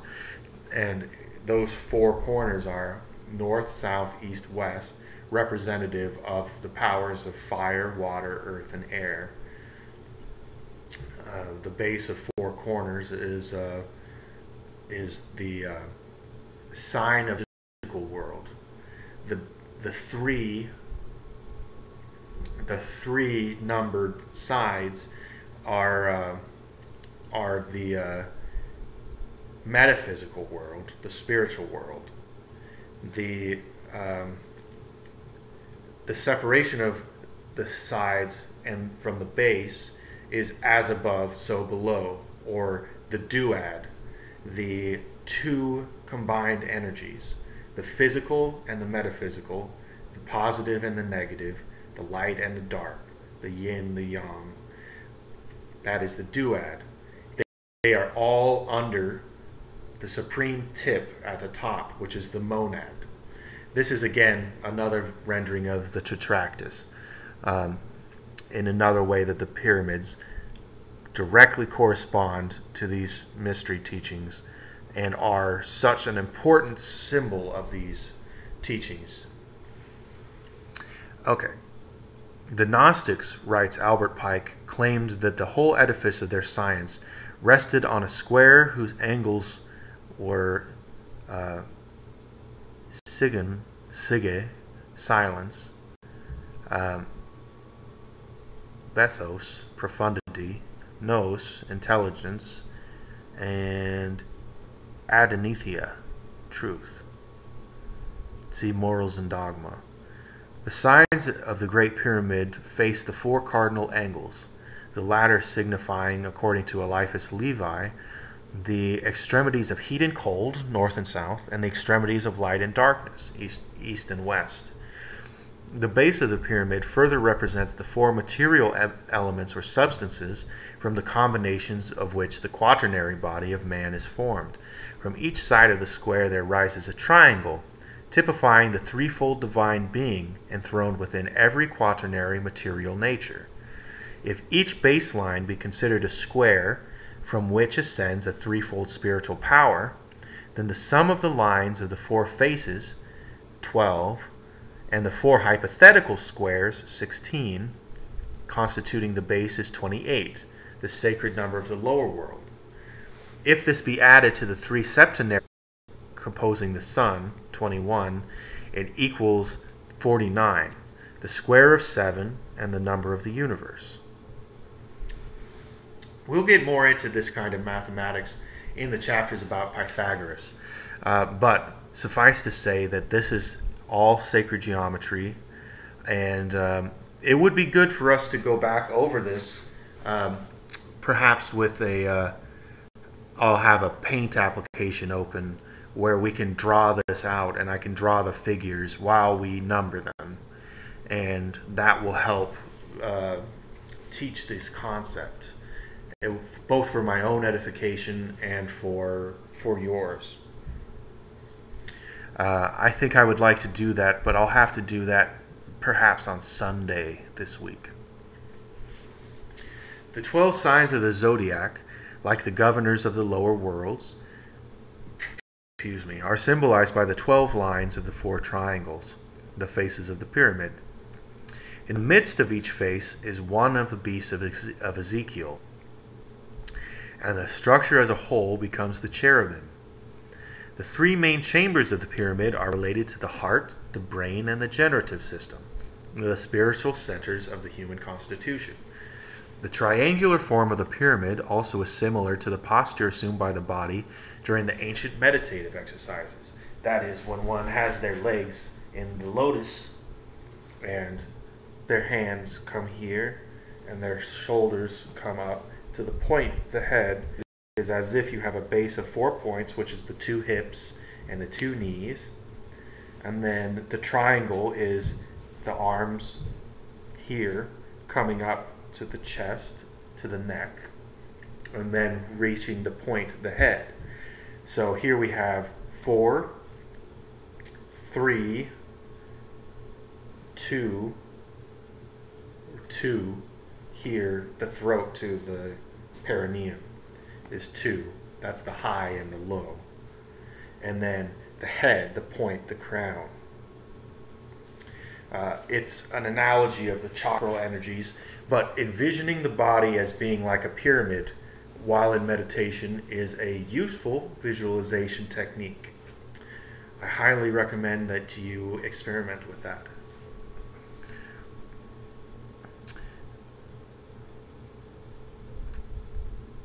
The mysteries taught that the divine energies from the gods descended upon the top of the pyramid, which was likened to an inverted tree with its branches below and its roots at the apex. From this inverted tree, the divine wisdom is disseminated by streaming down the diverging sides and radiating throughout the world. That's what we were talking about the entire pyramid with the casing stones being like a resonance chamber for the solar radiation. It may or may not have been used as an actual energy factory, but one can see that from its harmonic construction, it has some kind of resonance. And it is a song written in stone. And with its casing stones, it may have made some kind of sound on the inside, some kind of hum that would have been related to the ohm frequency. The energy of the sun represents the divine energy, which is why the pyramid faces east. I mean, there's really no facing, but it faces east. Is what it said. It faces the rising sun. It's there to measure the precession of the equinoxes, or it's there to measure the date of the equinox. So the sun rises, and its light would hit the gold tip, which would then reflect it across the land. And it would show, it would reflect gold across the land, and that would be a symbolic of the divine energies being channeled through the pyramid and brought to the earth. The whole structure had great spiritual value and was a significant blessing upon the people living there, I assume. If such a pyramid could be constructed in our modern times, we might see great things happen.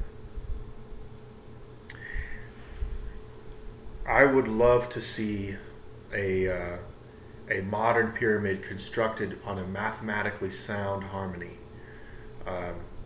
with reflective white walls and a gold cap. And with chambers built into it reflecting the chambers in the Great Pyramid, and see if even a scale model would have some kind of resonant effect. Unknown. Interesting idea. The mysteries taught, yes, that from this inverted tree the divine wisdom is disseminated. The size of the capstone of the Great Pyramid cannot be accurately determined, for while most investigators have assumed that it was once in place, no vestige of it now remains. It's said to have been melted down and made into gold ornamentation for various mosques, including the mosque that surrounds the Kaaba in Mecca.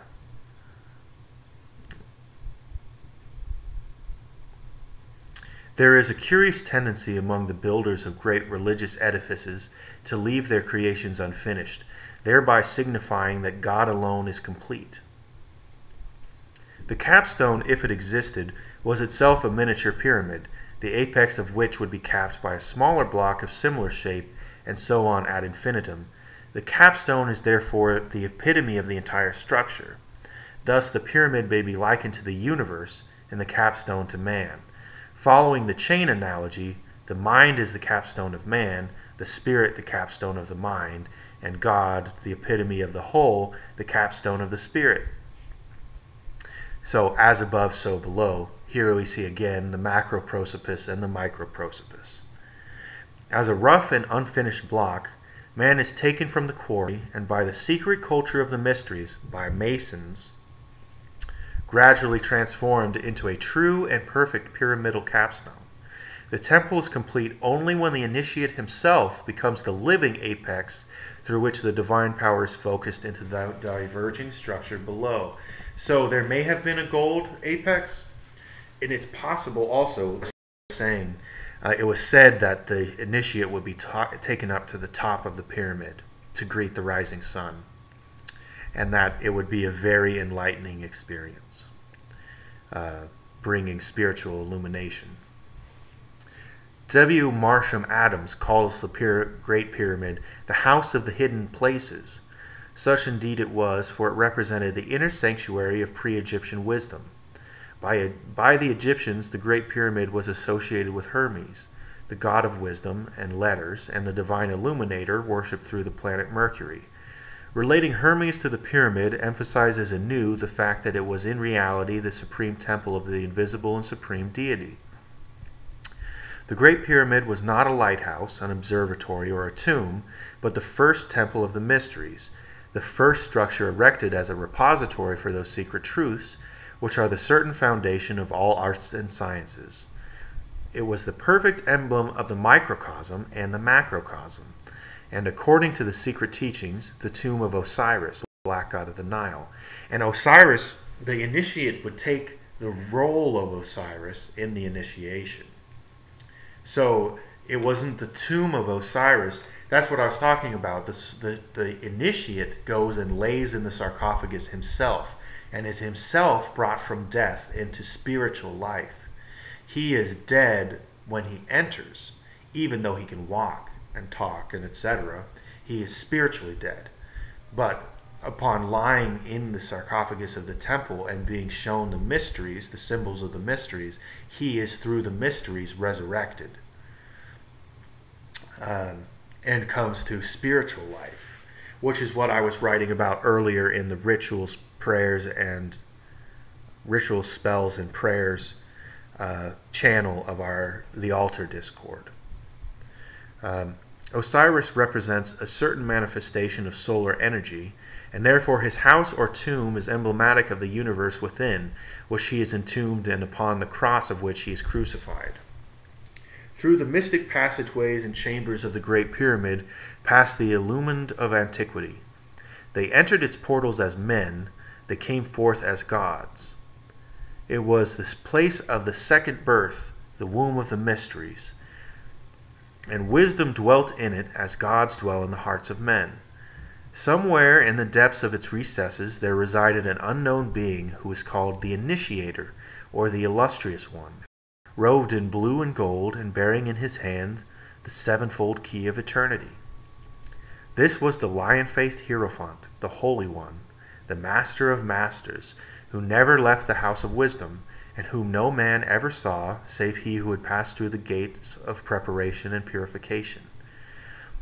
It was in these chambers that Plato, he of the broad brow, plate-like, came face to face with the wisdom of the ages personified in the master of the hidden house. Who was the master dwelling in the mighty pyramid? The many rooms of which signified the world of space. The master whom none might behold save those who had been born again. He alone fully knew the secret of the pyramid, but he has departed the way of the wise, and the house is empty. The hymns of praise no longer echo in muffled tones through the chambers. The neophyte no longer passes through the elements and wanders among the seven stars. The candidate no longer receives the word of life from the lips of the Eternal One. Nothing now remains that the eye of man can see but an empty shell, the outer symbol of an inner truth, and men call the house of God a tomb. This reminds me of a piece from the works of the thrice great Hermes. It comes from the Asclepius. Perhaps I'll read it here at the end. I ought to give it its own video, but it's an amazing passage. The technique of the mysteries was unfolded by the sage illuminator, the master of the secret house. The power to know his guardian spirit was revealed to the new initiate. The method of disentangling his material body from his divine vehicle was explained, and to consummate the magnum opus, there was revealed the divine name, the secret and unutterable designation of the supreme deity, by the very knowledge of which man and his God are made consciously one. With the giving of the name, the new initiate became himself a pyramid, within the chambers of whose soul numberless other human beings might also receive spiritual enlightenment. In the king's chamber was enacted the drama of the second death. Here the candidate, after being crucified upon the cross of the solstices and the equinoxes, was buried in the great coffer. This is something very important to understand, is that crucifixion upon the cross predates Jesus Christ by a very long time. It is, all of the mysteries are contained in the rose cross. The rose cross is life coming from death. First, the initiate is crucified upon the cross, which is the solar man is crucified as well. You see, the solar man is crucified, the sun, the solar man, the sun is crucified by the angle of the planetary plane versus the galactic ecliptic. That is the galactic celestial crucifixion. The sun is held between these two. These two make a cross. And the man, who is the Son of God, the man in the microcosm, in the mysteries, is crucified upon the cross of the solstices and the equinoxes. The summer solstice, the winter solstice, the spring and the fall.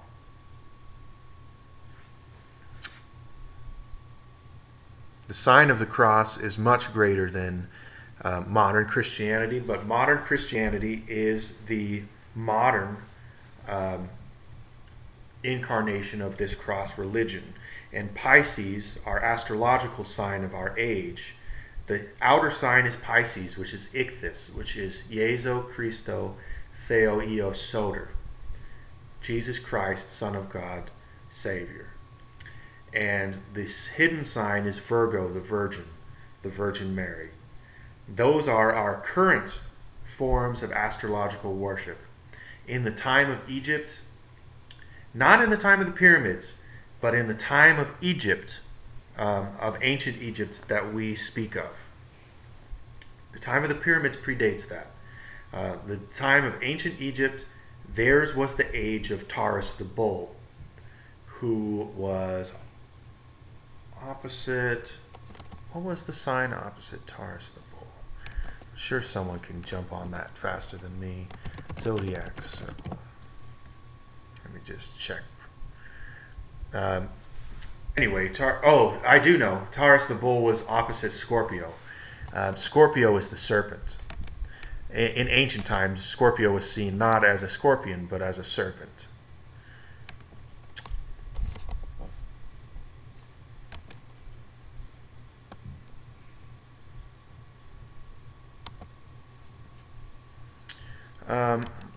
So the secret sign of those ages was in the serpent mysteries. The outward sign was in the sacrifice of Serapis the bull. Then the next stage was Aries, which was the sacrifice of the ram by Moses. And the secret sign was Libra, the law. And the law was the Torah. So from the Egyptians, the celestial crown, the crown of the equinox, went from the Egyptians with Taurus and the serpent to Moses with the ram sacrifice and the law, the Torah. From Moses, it came to Christ, who was Ichthys, Pisces, the fish, and his secret sign, the Virgin Mary. So the secret cult, the secret cult is the Virgin Mary cult. Jesus Christ told us, when the disciples asked, "Where shall we go to prepare for the Passover?" The Passover is the first full moon after the spring equinox. So they're asking him, where do we go to prepare for the next astrological age? And Christ says, or the next Savior, the next outward worship. And Christ says, go find the man who carries water and follow him into his house. There you will prepare the Passover. The man who carries water is the next sign after Pisces, which is Aquarius. The secret sign of that age will be Leo, the lion. Those secrets are not yet revealed to us, the secrets of Aquarius, but they will be soon. We are coming into that time, within the next 150 years or so.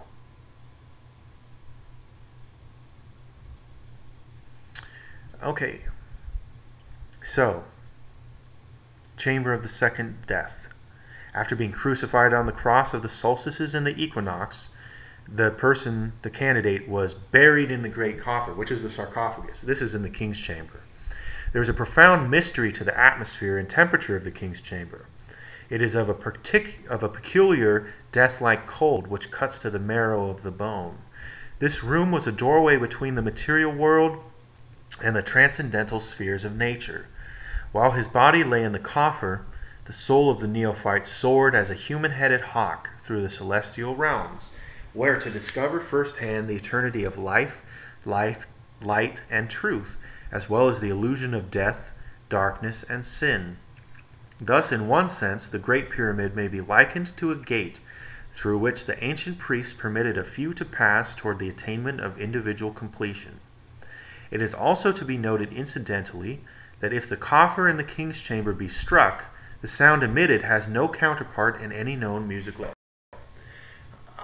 That's an amazing fact that I do not know the veracity of, but as we were saying, the pyramid is a tonal resonance chamber. This tonal value may be formed part of the combination of circumstances which rendered the king's chamber an ideal setting for the conferment of the highest degree of the mysteries, which involved ritual chanting, which were throat singing chanting. The reason why I assume the resonance chamber of the king's chamber is not on the musical scale, so to speak. There's no tone that's not on the musical scale. I mean, there's one they fall outside the notes, but what's being said here is that it's a harmony, not a single note. It's a harmony of more than one resonance, and the ancient priests, when they would sing, incorporated throat singing, by which the throat was able to create an overtone to the bass tone, so that they would sing in self-harmony, and that, like binaural beats, entrains the brainwave through cranial resonance to follow the difference, the difference in the ratio of these two tones. And that throat singing, the movement of the bass tone, so they would start with a bass tone, just a hey, but when they add the resonance, here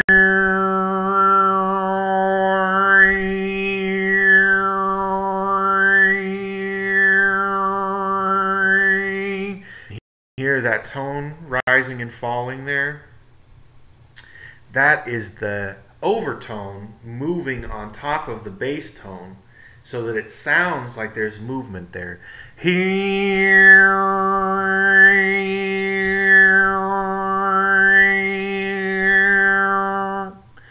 That combination of tones entrains within the brain waves. So in this context, Ayahuasqueros do this all the time, as do Mongolian throat singers and people of traditional shamanic roots all over the world. They employ these throat singing techniques both to entrain their own brain and those who are listening. So in a resonance chamber, when singing for oneself, one employs the resonance chamber of their own skull, their own chest, their own throat. But when performing a ceremony for others, for example, cathedrals are built to be resonance chambers. That's the secret of the pipe organ and the cathedral, is they're built on harmonic resonance frequencies for a reason, because it will entrain the brain waves of those who are in that place and bring to them a spiritual reality. The same thing is happening in the king's chamber. When the person is lying in the king's chamber sarcophagus, the chanting of the priests in a throat singing fashion, or perhaps they would merely sing. I'm certain that they used throat overtones, but they also would sing in chorus harmony with one another, in the way that one hears, for example, Gregorian chant harmonies. These harmonies altogether would form what are known as the 7 stars, the 7 tones, and they wouldn't be all the 7 tones of the scale right next to each other. They would be 7 tones spread out over 3 octaves. So the tone frequency for you musicians out here would go bass. The bass note would be, it would start on the 5th. It would go 5 1 5 1 3 7 5 1 3 7 2 6. And so in 3 octaves, all 7 tones would be present, but it would be like a 6/9. It would be a 6. So it would be a major 7 add 6/9 chord for you musicians out there. See if you can. If you like to mess with the musical programs, create yourself a major 7 add 6/9 chord with the 5th in the bass, and at the resonance frequency of 432 hertz, and give that a listen.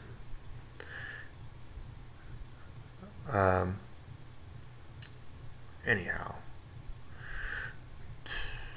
thus,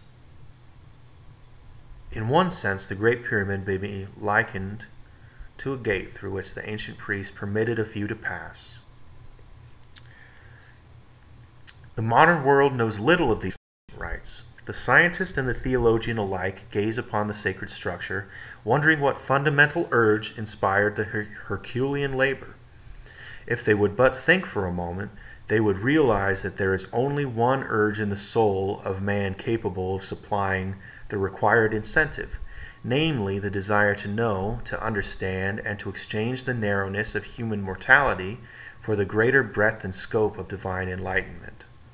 So men say of the Great Pyramid that it is the most perfect building in the world, the source of weights and measures, the original Noah's Ark, the origin of languages, alphabets, and scales of temperature and humidity.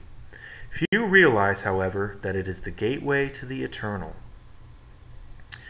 Though the modern world may know a million secrets, the ancient world knew one, and that one was greater than a million, for the million secrets breed death, disaster, sorrow, selfishness, lust, and avarice, but the one secret confers life, light, and truth. The time will come when the secret wisdom shall again be the dominating religious and philosophical urge of the world. It's coming soon. It will be here soon. The next 150 years. The day is at hand when the doom of dogma shall be sounded. The great theological Tower of Babel, with its confusion of tongues, was built of bricks of mud and the mortar of slime. And as you can see in our talks here, when I've been talking about the great world tree and the unification of all religions, we are reversing the work of the theological Tower of Babel. That work is happening right now, and you can be part of that work by understanding these mysteries and by spreading them yourself. When I released that PDF on Sunday of the initiation ritual, I urge you to take part in that initiation ritual yourself, and to find, if you have friends that may be interested in doing so, either give them a copy of it or form a lodge of your own. these things are given to us spiritually, and there is no need for a physical lineage because the spiritual lineage is there. That's a hard thing for some people to understand. They think,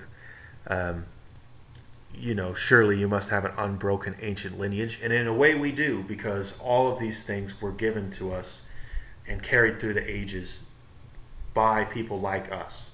And they weren't necessarily Freemasons or some order or other.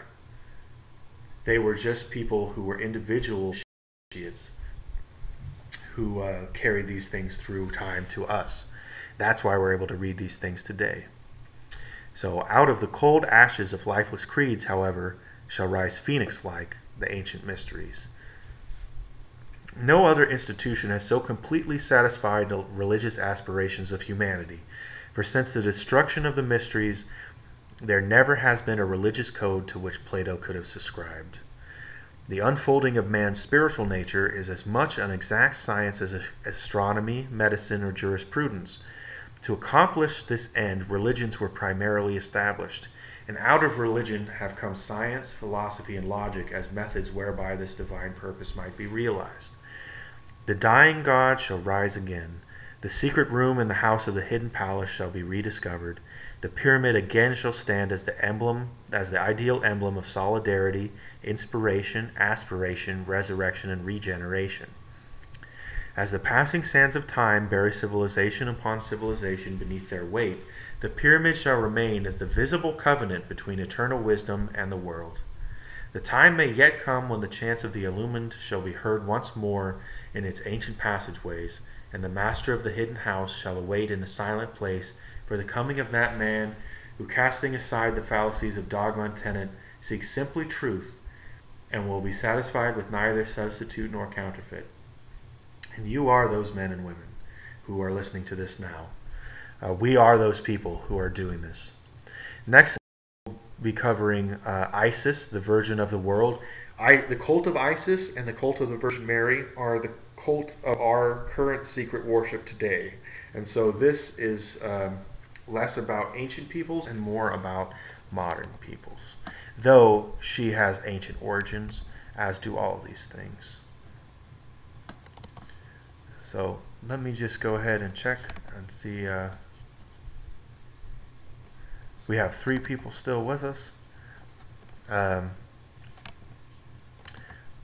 I would like to bring up real quick, let me see. I will bring up a passage from Hermes Trismegistus's Asclepius. It's called The Perfect Sermon.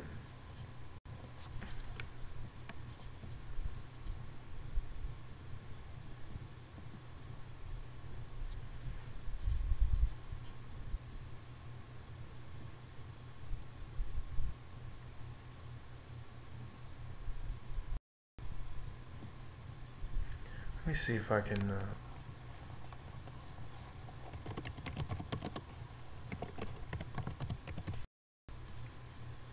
me see if I can find the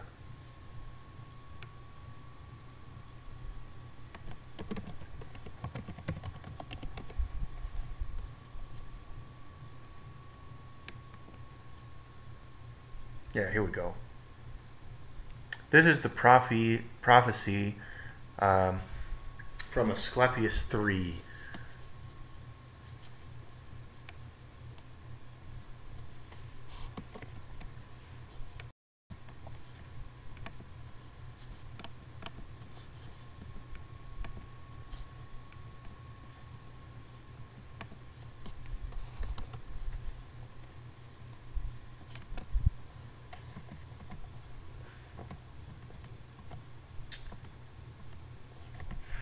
Asclepius 3, in which is found the Hermetic Prophecy from Latin documents by Apuleius. The Greek original has been lost, but it is an exposition on the nature of cosmology and hence on the nature of God, time, the cycles of life, the nature of the world, etc. A prophecy of Egypt emerges, given mainly as an example through which to express certain philosophical precepts. What follows now is a small fragment from Asclepius 3, which contains the prophecy. Let me see if I can make this bigger so people on the... I should probably do that for the videos, is make the text bigger, so that it's more readable. I should do that in the future. Hermes Trismegistus says, "Do you not know, Asclepius, that Egypt is an image of heaven, or to speak more exactly, in Egypt all the operations of the powers which rule and work in heaven have been transferred to earth below? That is to say, Egypt is the microcosm of the universal macrocosm. Nay, it should rather be said that the whole cosmos dwells in this art, as in its sanctuary. And yet, since it is fitting that wise men should have knowledge of all events before they come to pass, you must not be left in ignorance of this. There will come a time when it will be seen that in vain have the Egyptians honored the deity with heartfelt piety and assiduous service, and all our holy worship will be found bootless and ineffectual. For the gods will return from earth to heaven.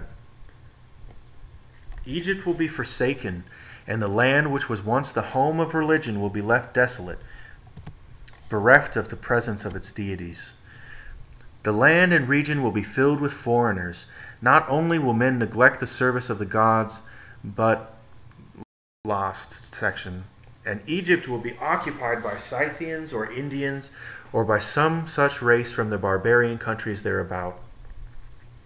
In that day will our most holy land, this land of shrines and temples, be filled with funerals and corpses, be filled with tombs." See, think of this prophecy. "To thee, most holy Nile, I cry. To thee I foretell that which shall be. Swollen with torrents of blood, thou wilt rise to the level of thy banks, and thy sacred waves will be not only stained, but utterly fouled with gore. Do you weep at this, Asclepius? There is worse to come. Egypt herself will have yet more to suffer. She will fall into a far more piteous plight, and will be infected with yet more grievous plagues. And this land which once was holy, a land which loved the gods, and wherein alone in reward for her devotion the gods deigned to sojourn upon the earth, a land which was the teacher of mankind in holiness and piety, this land will go beyond all in cruel deeds. The dead will far outnumber the living, and the survivors will be known for Egyptians by their tongue alone. But in their actions they will seem to be men of another race. O Egypt, Egypt, of thy religion nothing will remain but an empty tale, which thine own children in time to come will not believe. Nothing will be left but graven words, and only the stones will tell of thy piety. And in that day men will be weary of life, and they will cease to think the universe worthy of reverent wonder and worship. And so religion, the greatest of all blessings, for there is nothing, nor has been, nor ever shall be, that can be deemed a greater boon, will be threatened with destruction. Men will think it a burden, and will come to scorn it. They will no longer love this world around us, this incomparable work of God, with a capital G, as opposed to the gods which were above with a lowercase g. This incomparable work of God, this glorious structure which he has built, this sum of good made up of things of many diverse forms, this instrument whereby the will of God operates in that which he has made, ungrudgingly favoring man's welfare, this combination and accumulation of all the manifold things that can call forth the veneration, praise, and love of the beholder. Darkness will be preferred to light, and death will be thought more profitable than life. No one will raise his eyes to heaven. The pious will be deemed insane, and the impious wise. The madman will be thought a brave man, and the wicked will be esteemed as good. As to the soul and the belief that it is immortal by nature, or may hope to attain to immortality as I have taught you, all this they will mock at, and will even persuade themselves that it is false. No word of reverence or piety, no utterance worthy of heaven and of the gods of heaven will be heard or believed. And so the gods, lowercase g, will depart from mankind, a grievous thing, and only evil angels will remain, who will mingle with men and drive the poor wretches by main force into all manner of reckless crimes, into wars and robberies and frauds, and all things hostile to the nature of the soul. These are the reptilians. The only evil angels will remain. These are the reptilians who rule the earth. And this reptilians is a metaphorical thing, but the gods departing from mankind, they are speaking of literal gods. They're speaking of literal entities that came to earth and literally walked the earth in Egypt. It's not purely metaphorical, though it is also metaphorical. This is something that many people will find hard to believe, but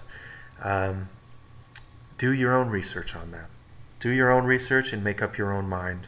I'm not here to convince anyone. I'm just here to tell you what I have learned.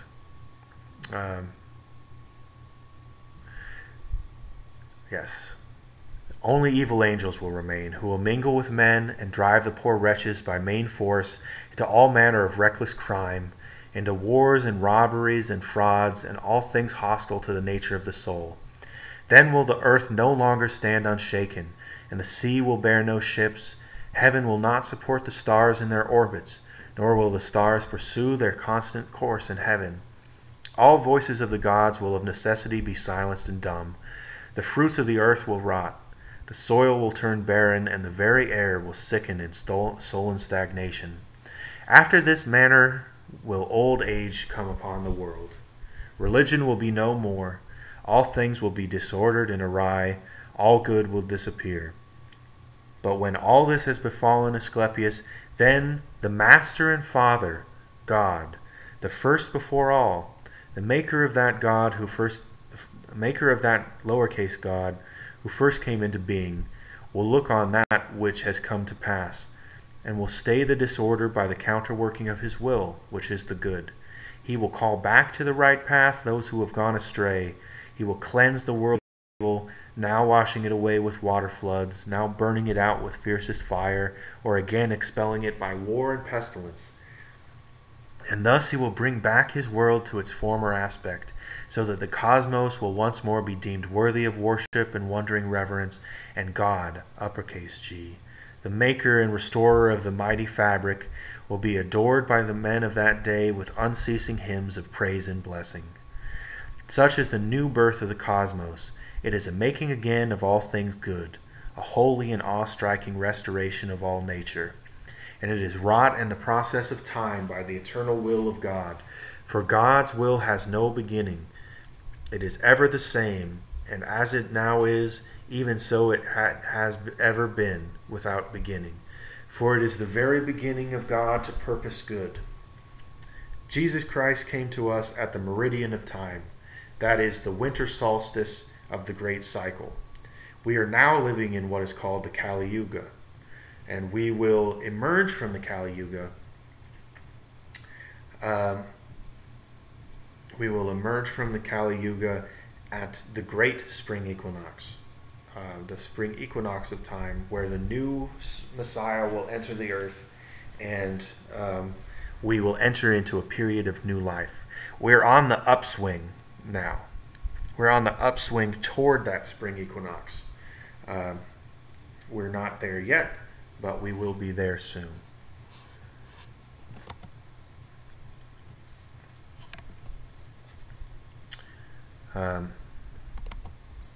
So it looks like we're all finished for today. Next week, join us next week for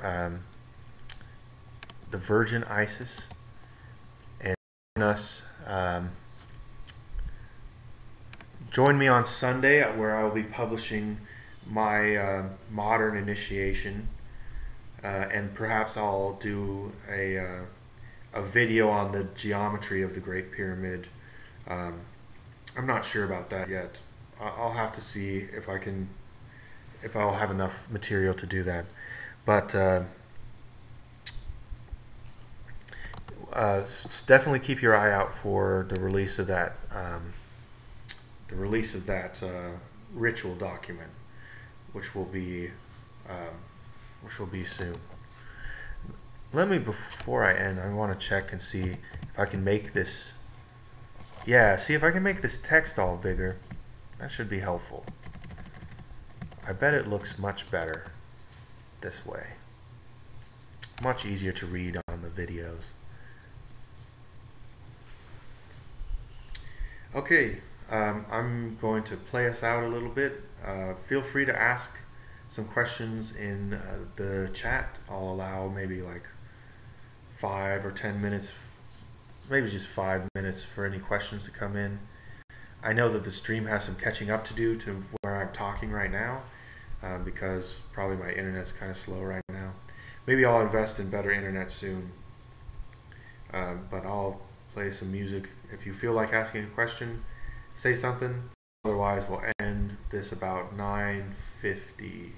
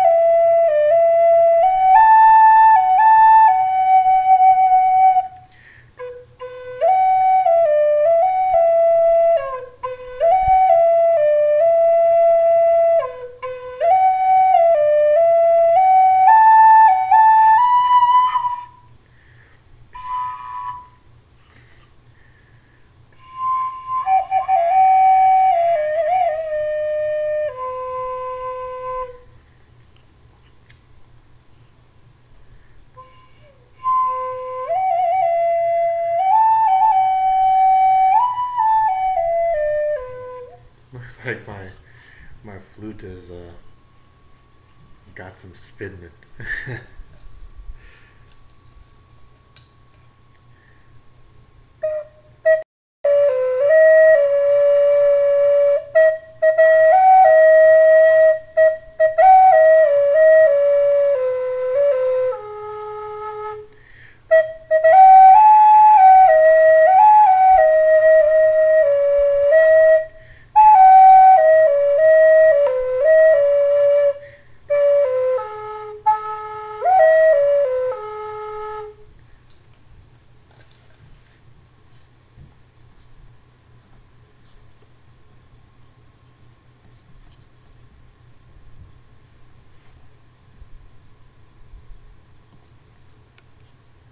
I'm not sure if